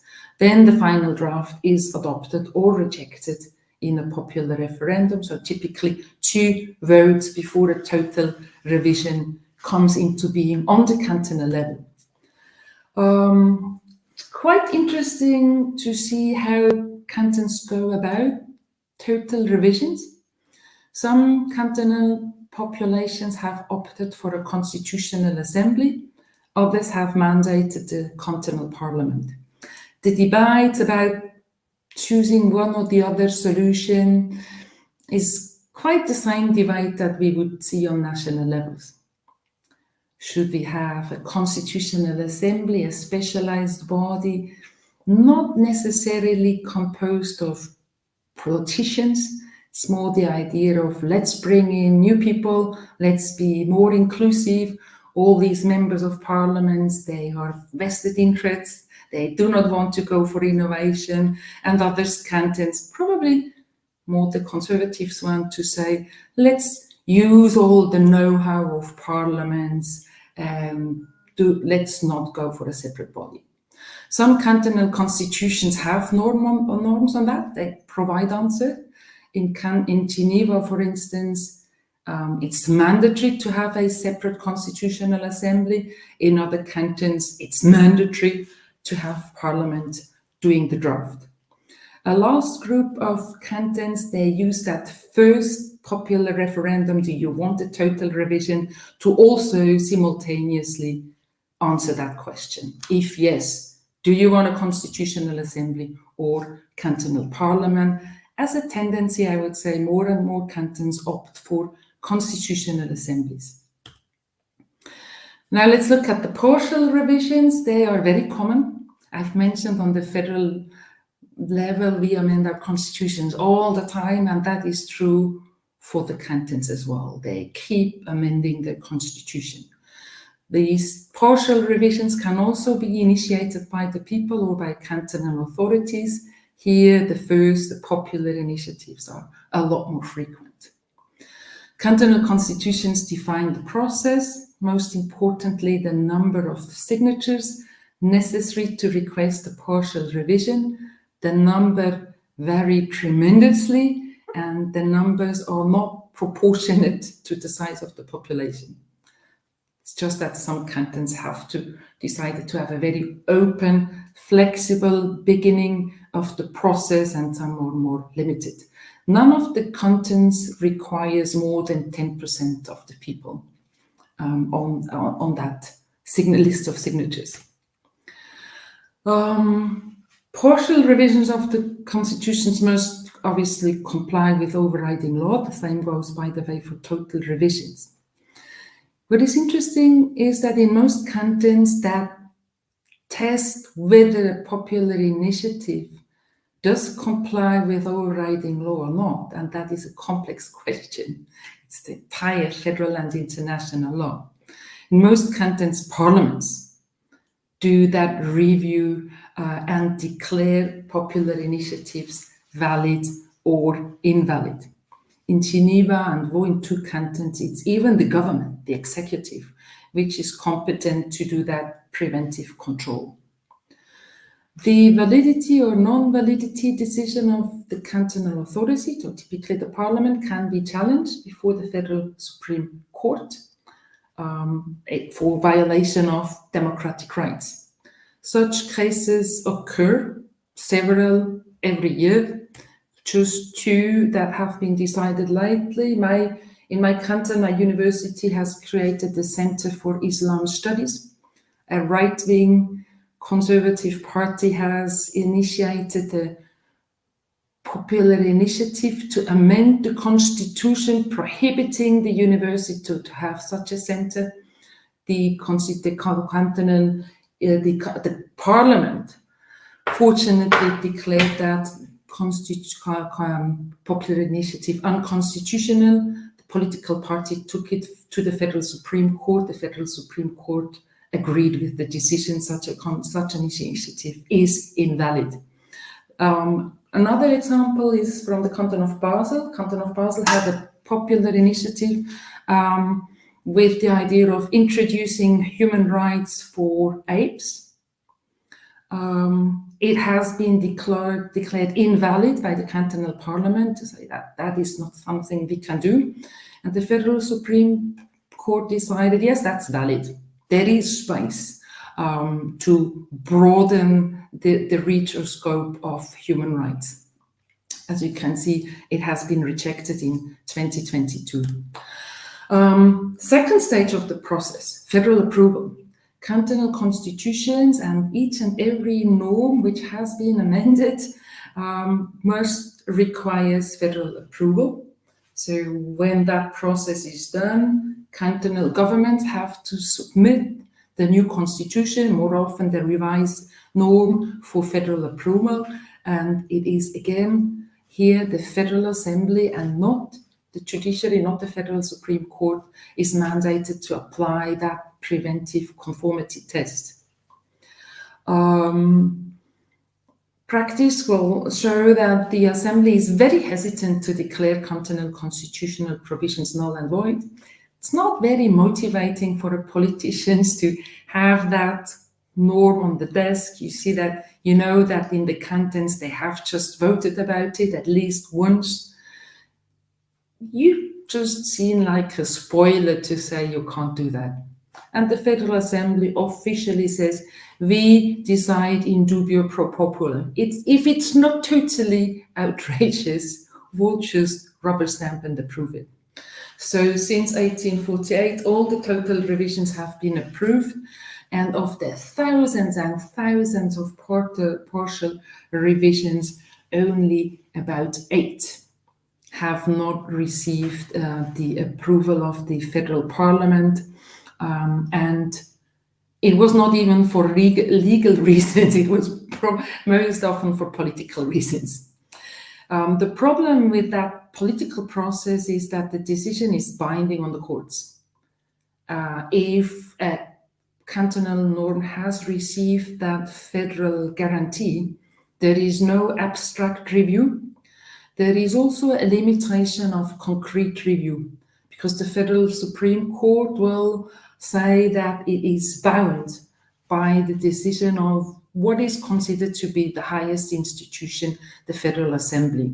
So that is why one of the reasons why, I mean, overall Switzerland was very late in introducing female suffrage, but even when the federal level finally introduced it in 1971, some cantonal constitutions would keep refusing the introduction of female suffrage.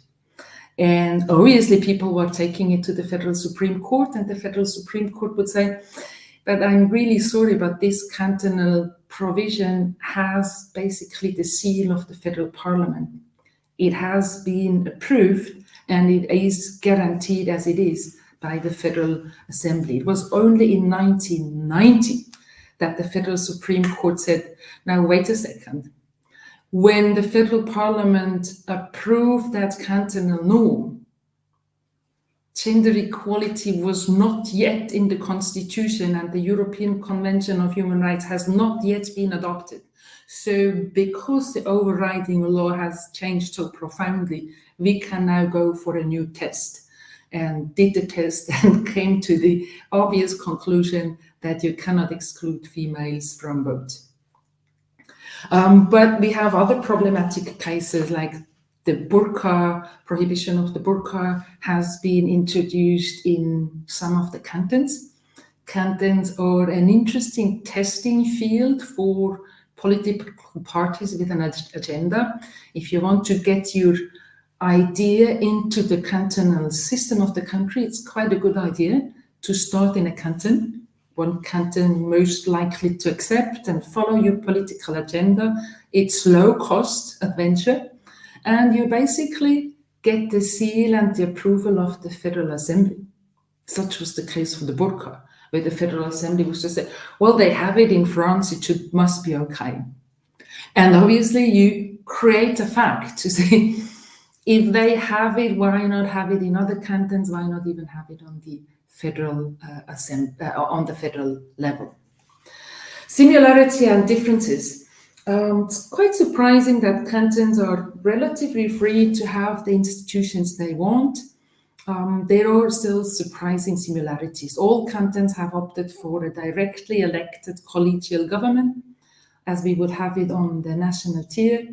Cantonal governments consist of 5 to 7 members. All cantons have multi-party governments. They apply their own forms of magic formulas with 3 to 5 political parties represented. They are typically elected by majority vote. There are 2 exceptions. There is a variation in professionalization, election periods, and incompatibility rules. It's mostly due to the fact that the cantons are so unequal. Smallest cantons have 16,000 people. Governing such a canton is truly not a full-time job. It's a part-time job. People they still work as lawyers or farmers or whatever, next to governing the canton. So this is what these governments look like. On top, you have the national government, and the cantonal governments or constitution are more or less reproducing the same system without being forced to do so. Cantonal parliaments, all cantons have elected parliaments. 2 cantons still have popular assemblies. Popular people come to the main square and make laws by raising their hands. Sizes are very different, from 180 in Zurich to only 50 members in Appenzell. All cantonal parliaments are unicameral, and according to the approval practice, they would not be allowed to introduce a bicameral parliament. They have very different election rules, but they have their space. Room for maneuver has been limited by case law of the Federal Supreme Court based on the human right to equality. Very different rules on party financing and transparency applying. So this is what it looks like. On the bottom, still a canton with a popular assembly. On the back, it's the canton of Fribourg. You also see that cantons are in charge of state-church relations. There is crucifix in the parliament. On top, you see a more professional-looking parliament in Zurich. Direct democratic rights. All cantons provide far-reaching popular initiative and veto rights, so they go far beyond the minimum requirement. They have legislative initiative, popular veto rights against cantonal laws, but they also have a finance referendum, a referendum against administrative decisions. The extent of these rights and conditions vary, but all cantons go far beyond what we would know on the national level. There are also quite some interesting innovations. Some cantons are experimenting with constructive referendum. You cannot just veto, but you can rewrite the law. You can have popular motions and put an item on the agenda of Parliament. You can have popular debates where people from the broader public are allowed to take the mic in Parliament. Some cantons have also introduced active or passive voting rights for foreigners on the cantonal level, on the local level. Glarus has reduced the voting age to the age of 16. Geneva has recently decided to allow all persons to vote. So all people with whatever sort of disabilities. So it's the first canton implementing what the United Conventions or United Nations Conventions on the Rights of People with Disability requires.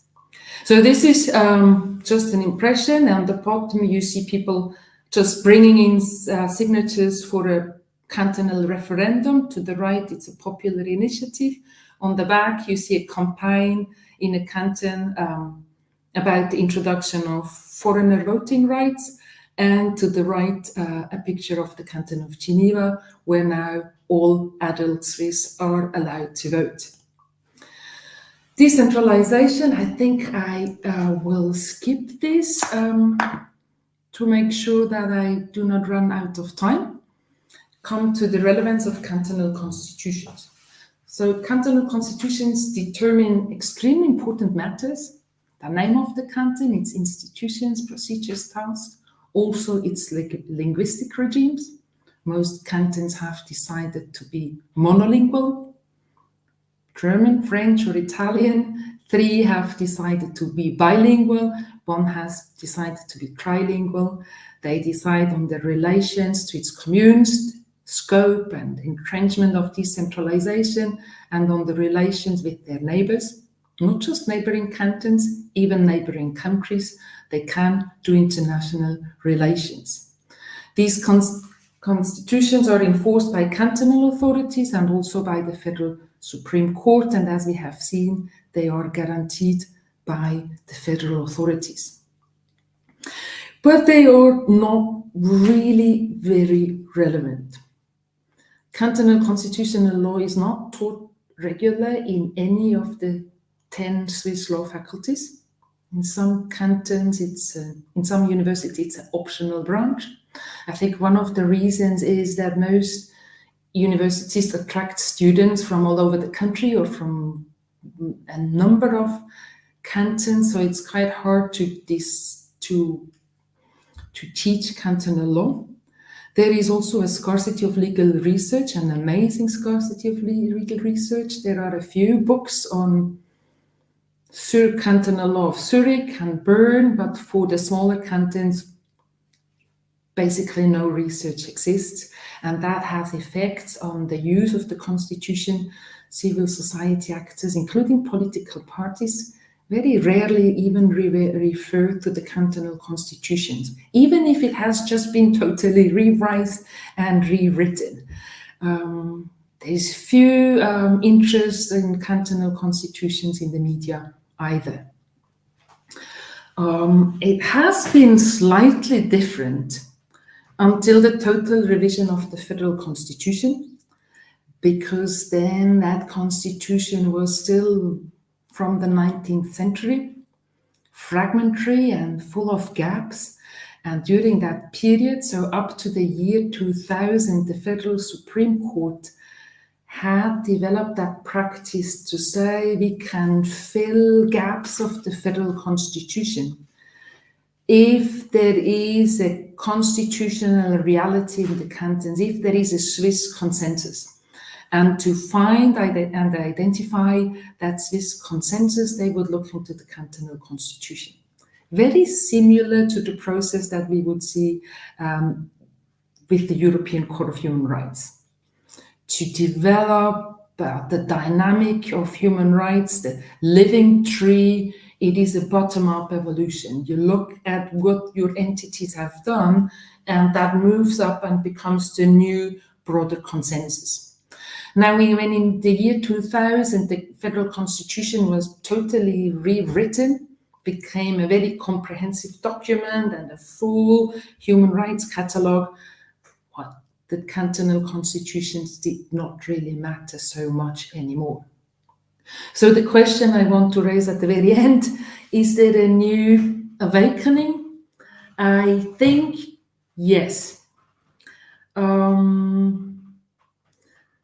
Probably due to the fact that the new revised constitution now is 24 years old. It is no longer fully representative of current constitutional trends.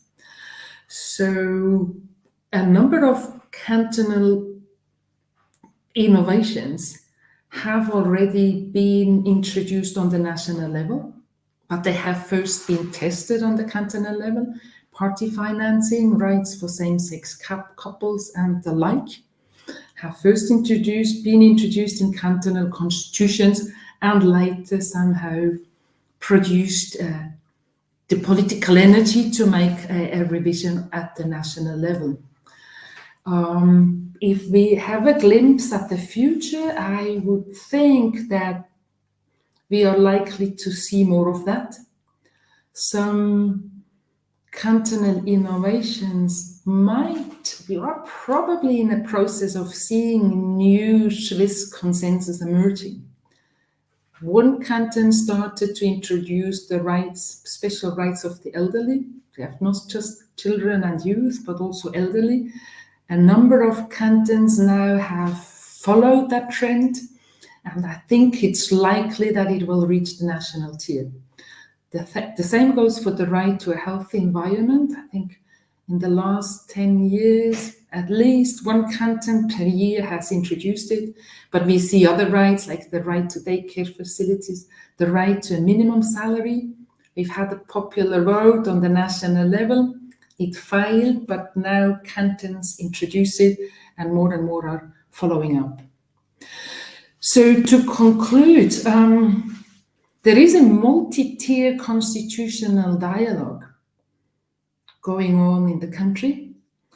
It is strongly impacted by international dynamics as well, by the case law of the European Court of Human Rights, but it is far from being a top-down process. It is just as importantly a bottom-up process where new ideas are tested on the cantonal level. There is a lot of intercantonal learning. Cantons even go and visit. The canton of Geneva has just introduced the right to paternity leave.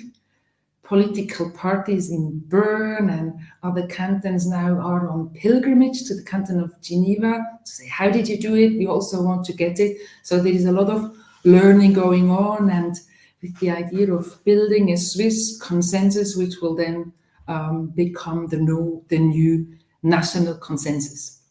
So yes, I think cantonal constitutions have been relatively irrelevant for the last 20-25 years. And I think we are entering a phase where they become more important again, just because they are the first to integrate constitutional innovations. And with here, I will stop, and I thank you for listening. And I look forward to this discussion. Thank you so much, Professor Belser. An amazing presentation, like Professor Palermo and Professor Woelk. It's interesting to observe that even federal systems quite diverse, like Brazilian and Swiss, have some similarities. Here in Brazil, we have some constraints to subnational autonomy and subnational constitutional space. For example, the Supreme Court restrained the capacity of the states to regulate their own amendment, their own constitutional amendment processes. In the opinion of according to the decisions of the Brazilian Supreme Court, the states have to observe the federal model of amendment. Then there is some similarities, some interesting similarities. In Brazil also, we don't have a systematic study of the subnational constitutionalism. Our university is one of the few universities that have a subject specifically dedicated to subnational constitutionalism and a center of research. The other one is Catholic University of Pernambuco, the group of Professor Marcelo Labanca that has been recently admitted to the International Association of Centers of Federal Studies. Then we have an incipient movement of study and research in the field. Then it's quite interesting to see that even federalism is so different, like the Brazilian one that is so centralizing in so many aspects, and the Swiss one that is very strongly decentralized, have some similarities that are quite interesting.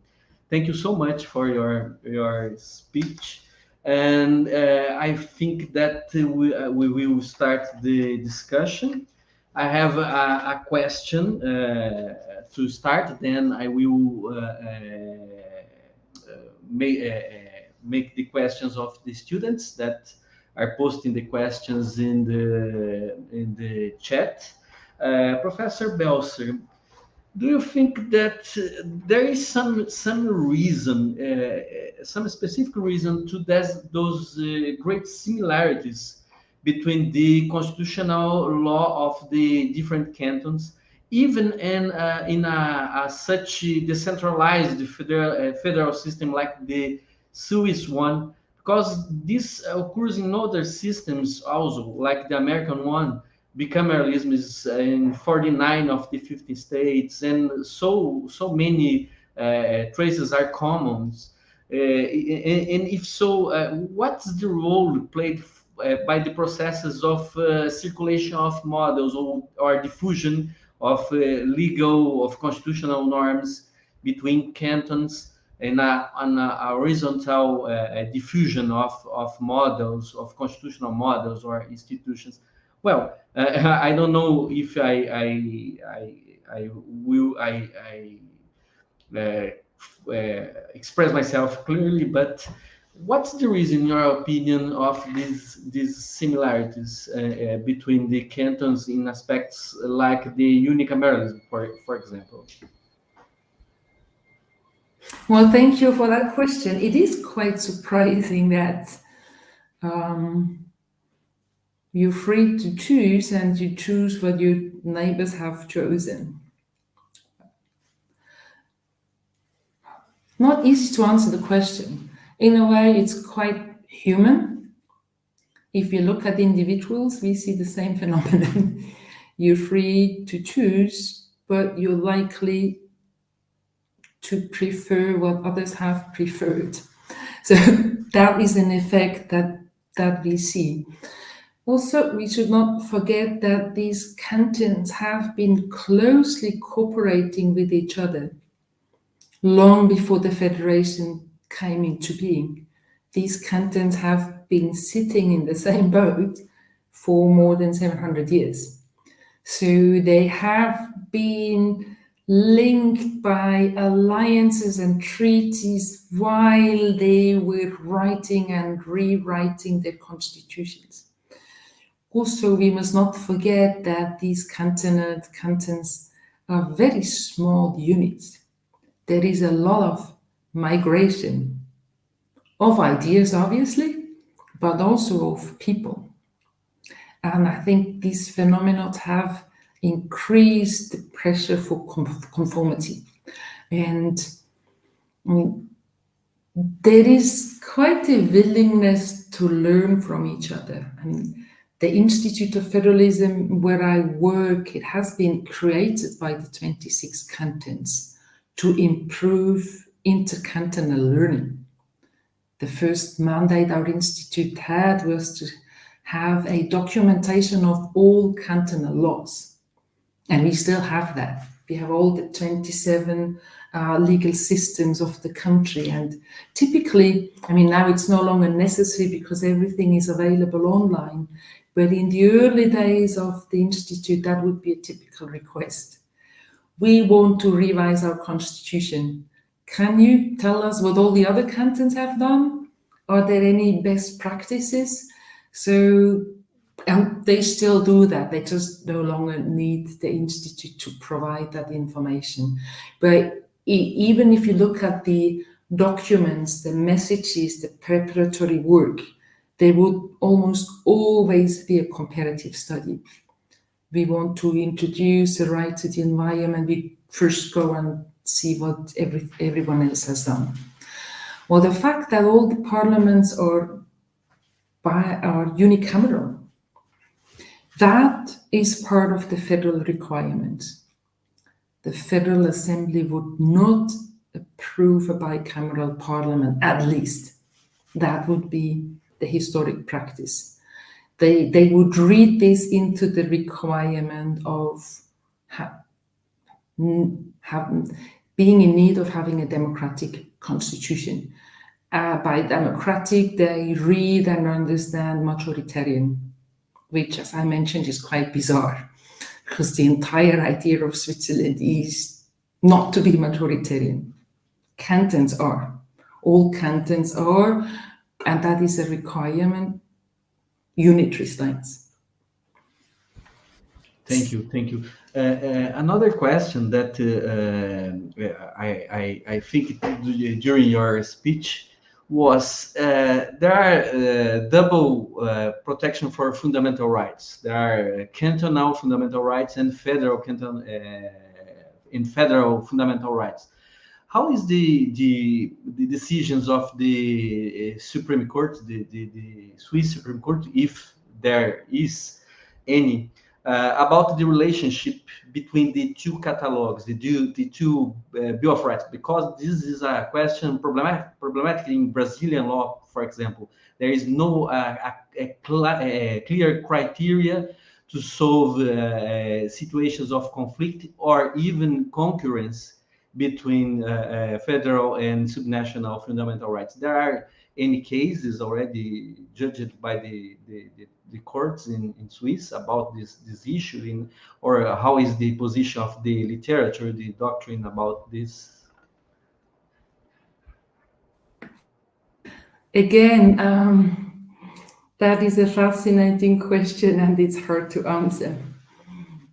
Also, one of my favorite topics of thinking about federalism. I mean, the basic doctrine is quite simple. It's not just a double protection, it's even a triple protection. The idea it's a pyramid. There is the European Convention of Human Rights that defines the minimum standard that all the parties which are part of the system must comply with as a minimum standard, but are encouraged to build upon, to increase it. Everything that goes beyond the minimum standard is fine. That we have the same approach. The federal constitution provides for the minimum standard. Cantons are encouraged to go beyond that. So that is the basic understanding, but it's, as you mentioned, it's not really an answer to most of the questions, because you typically have complex situations. I was so upset when the canton of Ticino first introduced the burqa prohibition, saying that's perfectly fine because we go beyond gender equality. We do so much more to protect women from being in that, as the French president said, in that textile prison. While most others would say, no, you violate the minimum standard of religious freedom. So it is not really a good answer that we have. We must say that since 2000, the human rights of the federal constitutions are running the show. They have a full-fledged catalogue, and if there is conflict, it is sorted out on the federal level. Most cantons have guaranteed the same human rights, free speech, political rights, religious freedom, but they don't give their own meaning to that human rights. It's really the national guarantee which is dominating. And all the conflicts are sorted out on the national level, sometimes with interference from the European Court of Human Rights. So I think the question becomes more relevant with the new cantonal constitutions guaranteeing new rights. The right to environment, the right to emergency housing. These are guarantees we do not have on the national level. So if those are used to protect or to fill, if they are used to incentivize Parliament to make better laws to protect the environment and climate, it is fine. But I'm waiting for the moment where these new cantonal guarantees are used to interfere with property rights and freedom of economic activity, and then that will be the real test, which we have not seen yet, because these guarantees they're still relatively new. But I'm really almost look forward to the first cases when the Federal Supreme Court will have to make up its mind. Thank you so much, Professor. There is another question from Gabriela Leal, a student from our university. Professors, considering the historical and cultural particularities of the constitutionalism, how do German-speaking countries balance fundamental rights with security and social control? I don't know if Professor Francesco Palermo. Can you read the rest, the last part again, please?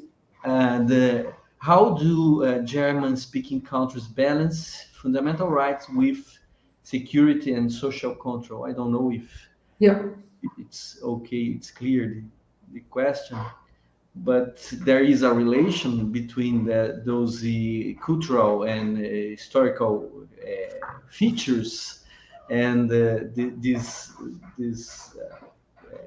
contradictory or tension elements in tension.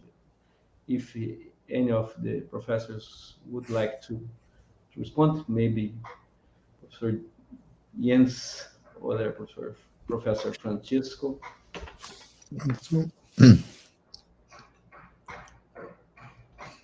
Yeah, I think this is, then I take the floor. Unfortunately, I also have to leave very soon, but and my apologies for this, and thank you for setting this up. This is really a great opportunity. I think that this is a very important question, and the balance actually has been discussed during the pandemics. The balance is discussed also nowadays, particularly in Germany, with regard to the freedom of manifestation in public, regarding, for example, showing Palestinian flags, kefias, and using the right of manifesting in public, demonstrating in public, which very often finds its limits in security concerns for the safety of other people around these manifestations and possible violence from within, but also due to the question regarding anti-Semitism in Germany, which needs to be contrasted, and there's a lot of criticism, in particular with regard to this point. There has been a lot of criticism with regard to the question of vaccination obligations during the pandemics and also other limitations of fundamental rights. So these are issues which are discussed. This is a question in Germany not so much related to the federal issue, I would dare to say, although there are differences in the implementation, and there might be more restrictive also, for example, legislation regarding the police and public order, security. So there might be differences actually in legislation, but also in the implementation of according to the political, as we say in Germany, color of the government, orientation of the government. But of course, this is a question which is a question of the guarantee of the substance of the right on one hand, and on the other hand of the limits and the justification and the legitimacy of the limits. And there is a German term which is kind of limiting the limits. So the limits cannot be and must not be unlimited, but they must leave room for the substance of the right on one hand, and they are also checked in front of courts, for example, in front of administrative courts, but also the Constitutional Court. And in particular with the individual complaint, there have been decisions regarding the pandemic, and also now with these demonstrations to find a balance. Okay, thank you so much for your answer, Professor Woelk. There is time for one more question only, Professor. I know that you are on time, but if you have time, I want to know if there is a relationship between the Federal Council, the Bundesrat, and the legitimacy of the judicial review of legislation. I will try to make this more clear. In Brazil, all the justices of Federal Supreme Court are appointed by the president and approved by the Senate, the upper house. But the Senate is not a federal council.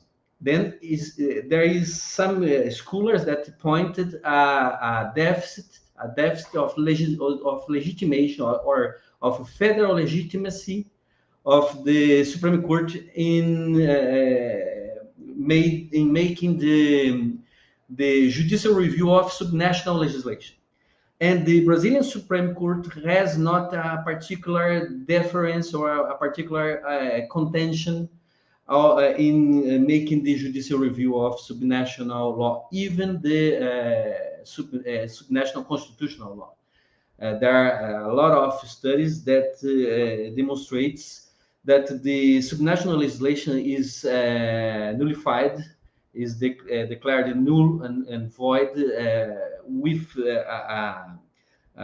much more frequently with much greater intensity than the federal one. There is some relationship in the German federal system about this, because half of the justices of the Federal Constitutional Court are appointed by the Bundesrat. There is some relationship there, some important relationship in this regard, Professor Woelk. If I have understood the question correctly, but maybe the colleagues can also help me if I say now something which is totally wrong. But as far as I understand the question, this is not a problem in Germany, as the scope of the Länder legislation is very clearly defined vis-a-vis the federal legislation, which is in terms of importance and in terms of also numbers, the most important legislation. And there is not a problem in terms of overlap and distinguishing, like it is, for example, in other systems where you have the concurrent legislation, which is a kind of framework legislation where the federal legislation is providing principles and the subnational legislation is providing details. So in this might then a problem to be distinguished, where is exactly the line and how to avoid interferences. And in Germany, as I tried to explain, the concurrent legislation is an either-or legislation. So if the federation exercises these concurrent powers, then the Länders, then the subnational legislator is precluded, cannot legislate anymore. So this, I think, eliminates. And the other point is that coordination is already taking place in this institution, in the Federal Council, which of course has a consequence when the subnational entities, the Länder, legislate in their fields. Then it's usually already in a way inbuilt that the conflicts are avoided because they have participated in the legislation at federal level and know what the issues at stake are. I don't know whether this was very clear, and I hope that it was the answer to your question, but I'm not entirely sure, I have to admit. Yes, absolutely. I think that the Article 31 of the German Federal Constitution resolves these problems in advance. I think that in Italy, we have had some important cases in 2004 related to the autonomy statutes of some regions, Toscana and some others, regarding the Bill of Rights, the declarations of rights that was established. Maybe Professor Francesco Palermo would like to talk a little bit about this. Yes, you're right. That was an interesting case of litigation. So two regions, actually Tuscany and Emilia-Romagna, had adopted new autonomy statutes, which included a sort of a small Bill of Rights. And that was challenged by the national government, claiming that the protection of fundamental rights is the power of the national government and not of subnational jurisdictions. And then the court kind of found a midway, saying, yeah, they are not enforceable rights, but they are just declarations. And therefore they are politically binding, but not legally binding, and therefore they can remain in statute. Yeah, so in general, I think there is a trend overall to accept some sort of derogation by the subnational jurisdictions, but in fact there is control by the central authorities for a number of reasons. And this trend, as Eva Maria was saying, probably going to, I mean, except for Switzerland, is going in that direction of, you know, having some more leverage in the hands of the national authorities for several reasons. I see there is also that was the question also in the chat, to balance fundamental rights with security and social control. I mean, this trend is not only for the German-speaking countries, is generally a trend towards at least in Europe, prevalence of security and social control over fundamental rights, and there is a sort of political trend in that direction, and fundamental rights tend to be recessive as regards security concerns. We'll see tomorrow whether the US will give a sort of additional push in that. For sure. There are another question, Professor, that is written in the chat by the student Yasmin Cagnetti. What are the key challenges and benefits of fostering constitutional law dialogue among German-speaking regions, and how might it impact international systems? I don't know if the question is clear. Bye, Professor Jens. Thank you so much. Sorry for the delay. Well, all I could say in that respect is that there is a sort of a network of German-speaking regions which more or less informally coordinate many actions and also support organizations. For example, it's in terms of funding some organizations that promote minority rights in Europe, etc. It's all just at political level.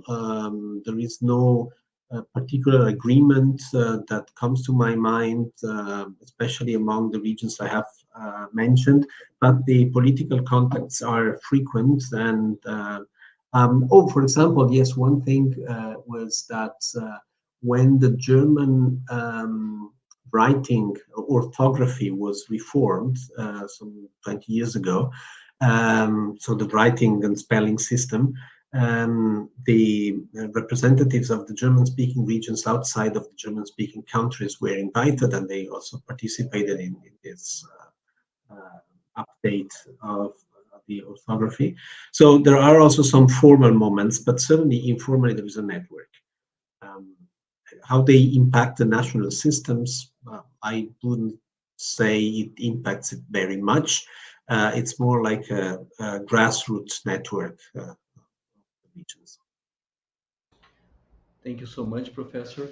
Maybe Professor Eva wishes to talk a little bit about this, or no? We don't want to abuse. For Gabriela's question on fundamental rights and security issues, I find it quite interesting that in Switzerland, it's usually the national authorities interfering to protect fundamental rights. Probably has to do with the fact that cantons are in charge of policing. They are more likely to not allow popular assemblies and demonstrations because it's such a hassle to deal with. Typically more the national authorities and the Federal Supreme Court interfering to say, you must accept free speech, you must provide security, and you can do it. For the social security, I find it quite interesting that there is quite a cultural cleavage, and the French-speaking cantons are much better when it comes to providing social security, the right to a minimum standard. I have mentioned that we find in some cantonal constitutions, all of them are constitutions from the French-speaking side.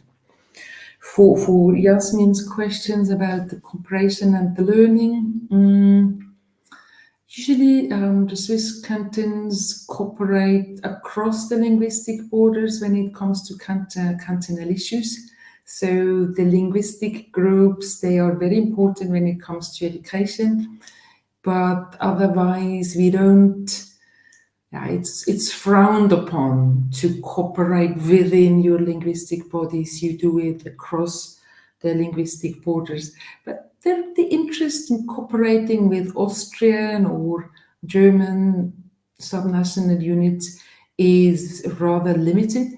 From a scholarly or research side, politicians, as Francesco mentioned, there are lots of informal channels and scholarly meetings, but the Swiss constitution makers tend to look down on subnational constitutions in the neighboring countries because they don't have the same amount of autonomy. So it's not easy to learn across national borders because the scope you have to draft your constitutions is so different. I think most of the learning in Europe really happens via the European Court of Human Rights, top down, to say if this is the norm, it's no longer compatible. I think most of the harmonization really happens via that channel. Okay, thank you so much, Professor. I think that there is another last question directed to Professor Francesco Palermo by the team of the question. Is from the student Luis Henrique Araújo Detmer. In the German occupation of Belgium, the Belgian German-speakers population suffered some kind of impact in their way of life. I don't know if Professor wants to speak a little bit about the question. Well, the premise, of course, is that everyone suffered during occupation and during the Nazi regime. Actually, in that very moment, the German-speaking population of Belgium kind of was on the side of the winners, right? So they suffered much more after the war, when then the Belgian state took very extreme and harsh measures against people who were in some way linked to the Nazi regime before. so many people were fired, and it was difficult to re-establish a normal way. So yeah, while everyone has suffered in that moment, the historical moments were different. So the German speakers were kind of punished after the war more than during the occupation. Thank you so much, Professor Francesco Palermo. I think that it's this we are already to some 2 hours and almost 3 hours. We have already abused of your generosity. Then thank you so much for your disposal or your kind acceptation to participate and to share your time, your knowledge with us. Thank you so much, Professor Palermo, Professor Belser. It was a pleasure. And I hope that we have another occasions to talk and to discuss these themes that are so interesting for us. It was a great opportunity to learn a little bit, at least, of this of the constitutional law in the federalism of these countries in these regions. Thank you so much. Thank you. Thank you. Goodbye. Much, Nando. It has been a pleasure. Sorry for talking too long. I didn't. I totally forgot about the time, and I didn't see the chat either. So my apologies. It was amazing. Thank you so much, Professor. Bye. Bye. Pessoal, só lembrando que a lista de presença se encontra no chat e que vocês, espero por vocês amanhã às 14 horas para a gente terminar o seminário, né? Amanhã tem 3 belas conferências também. Muito obrigado pela participação, muito obrigado pelas perguntas, ok? E amanhã nós fechamos o evento. Só não esqueçam, por favor, de assinar a lista de presença. Obrigado e até amanhã.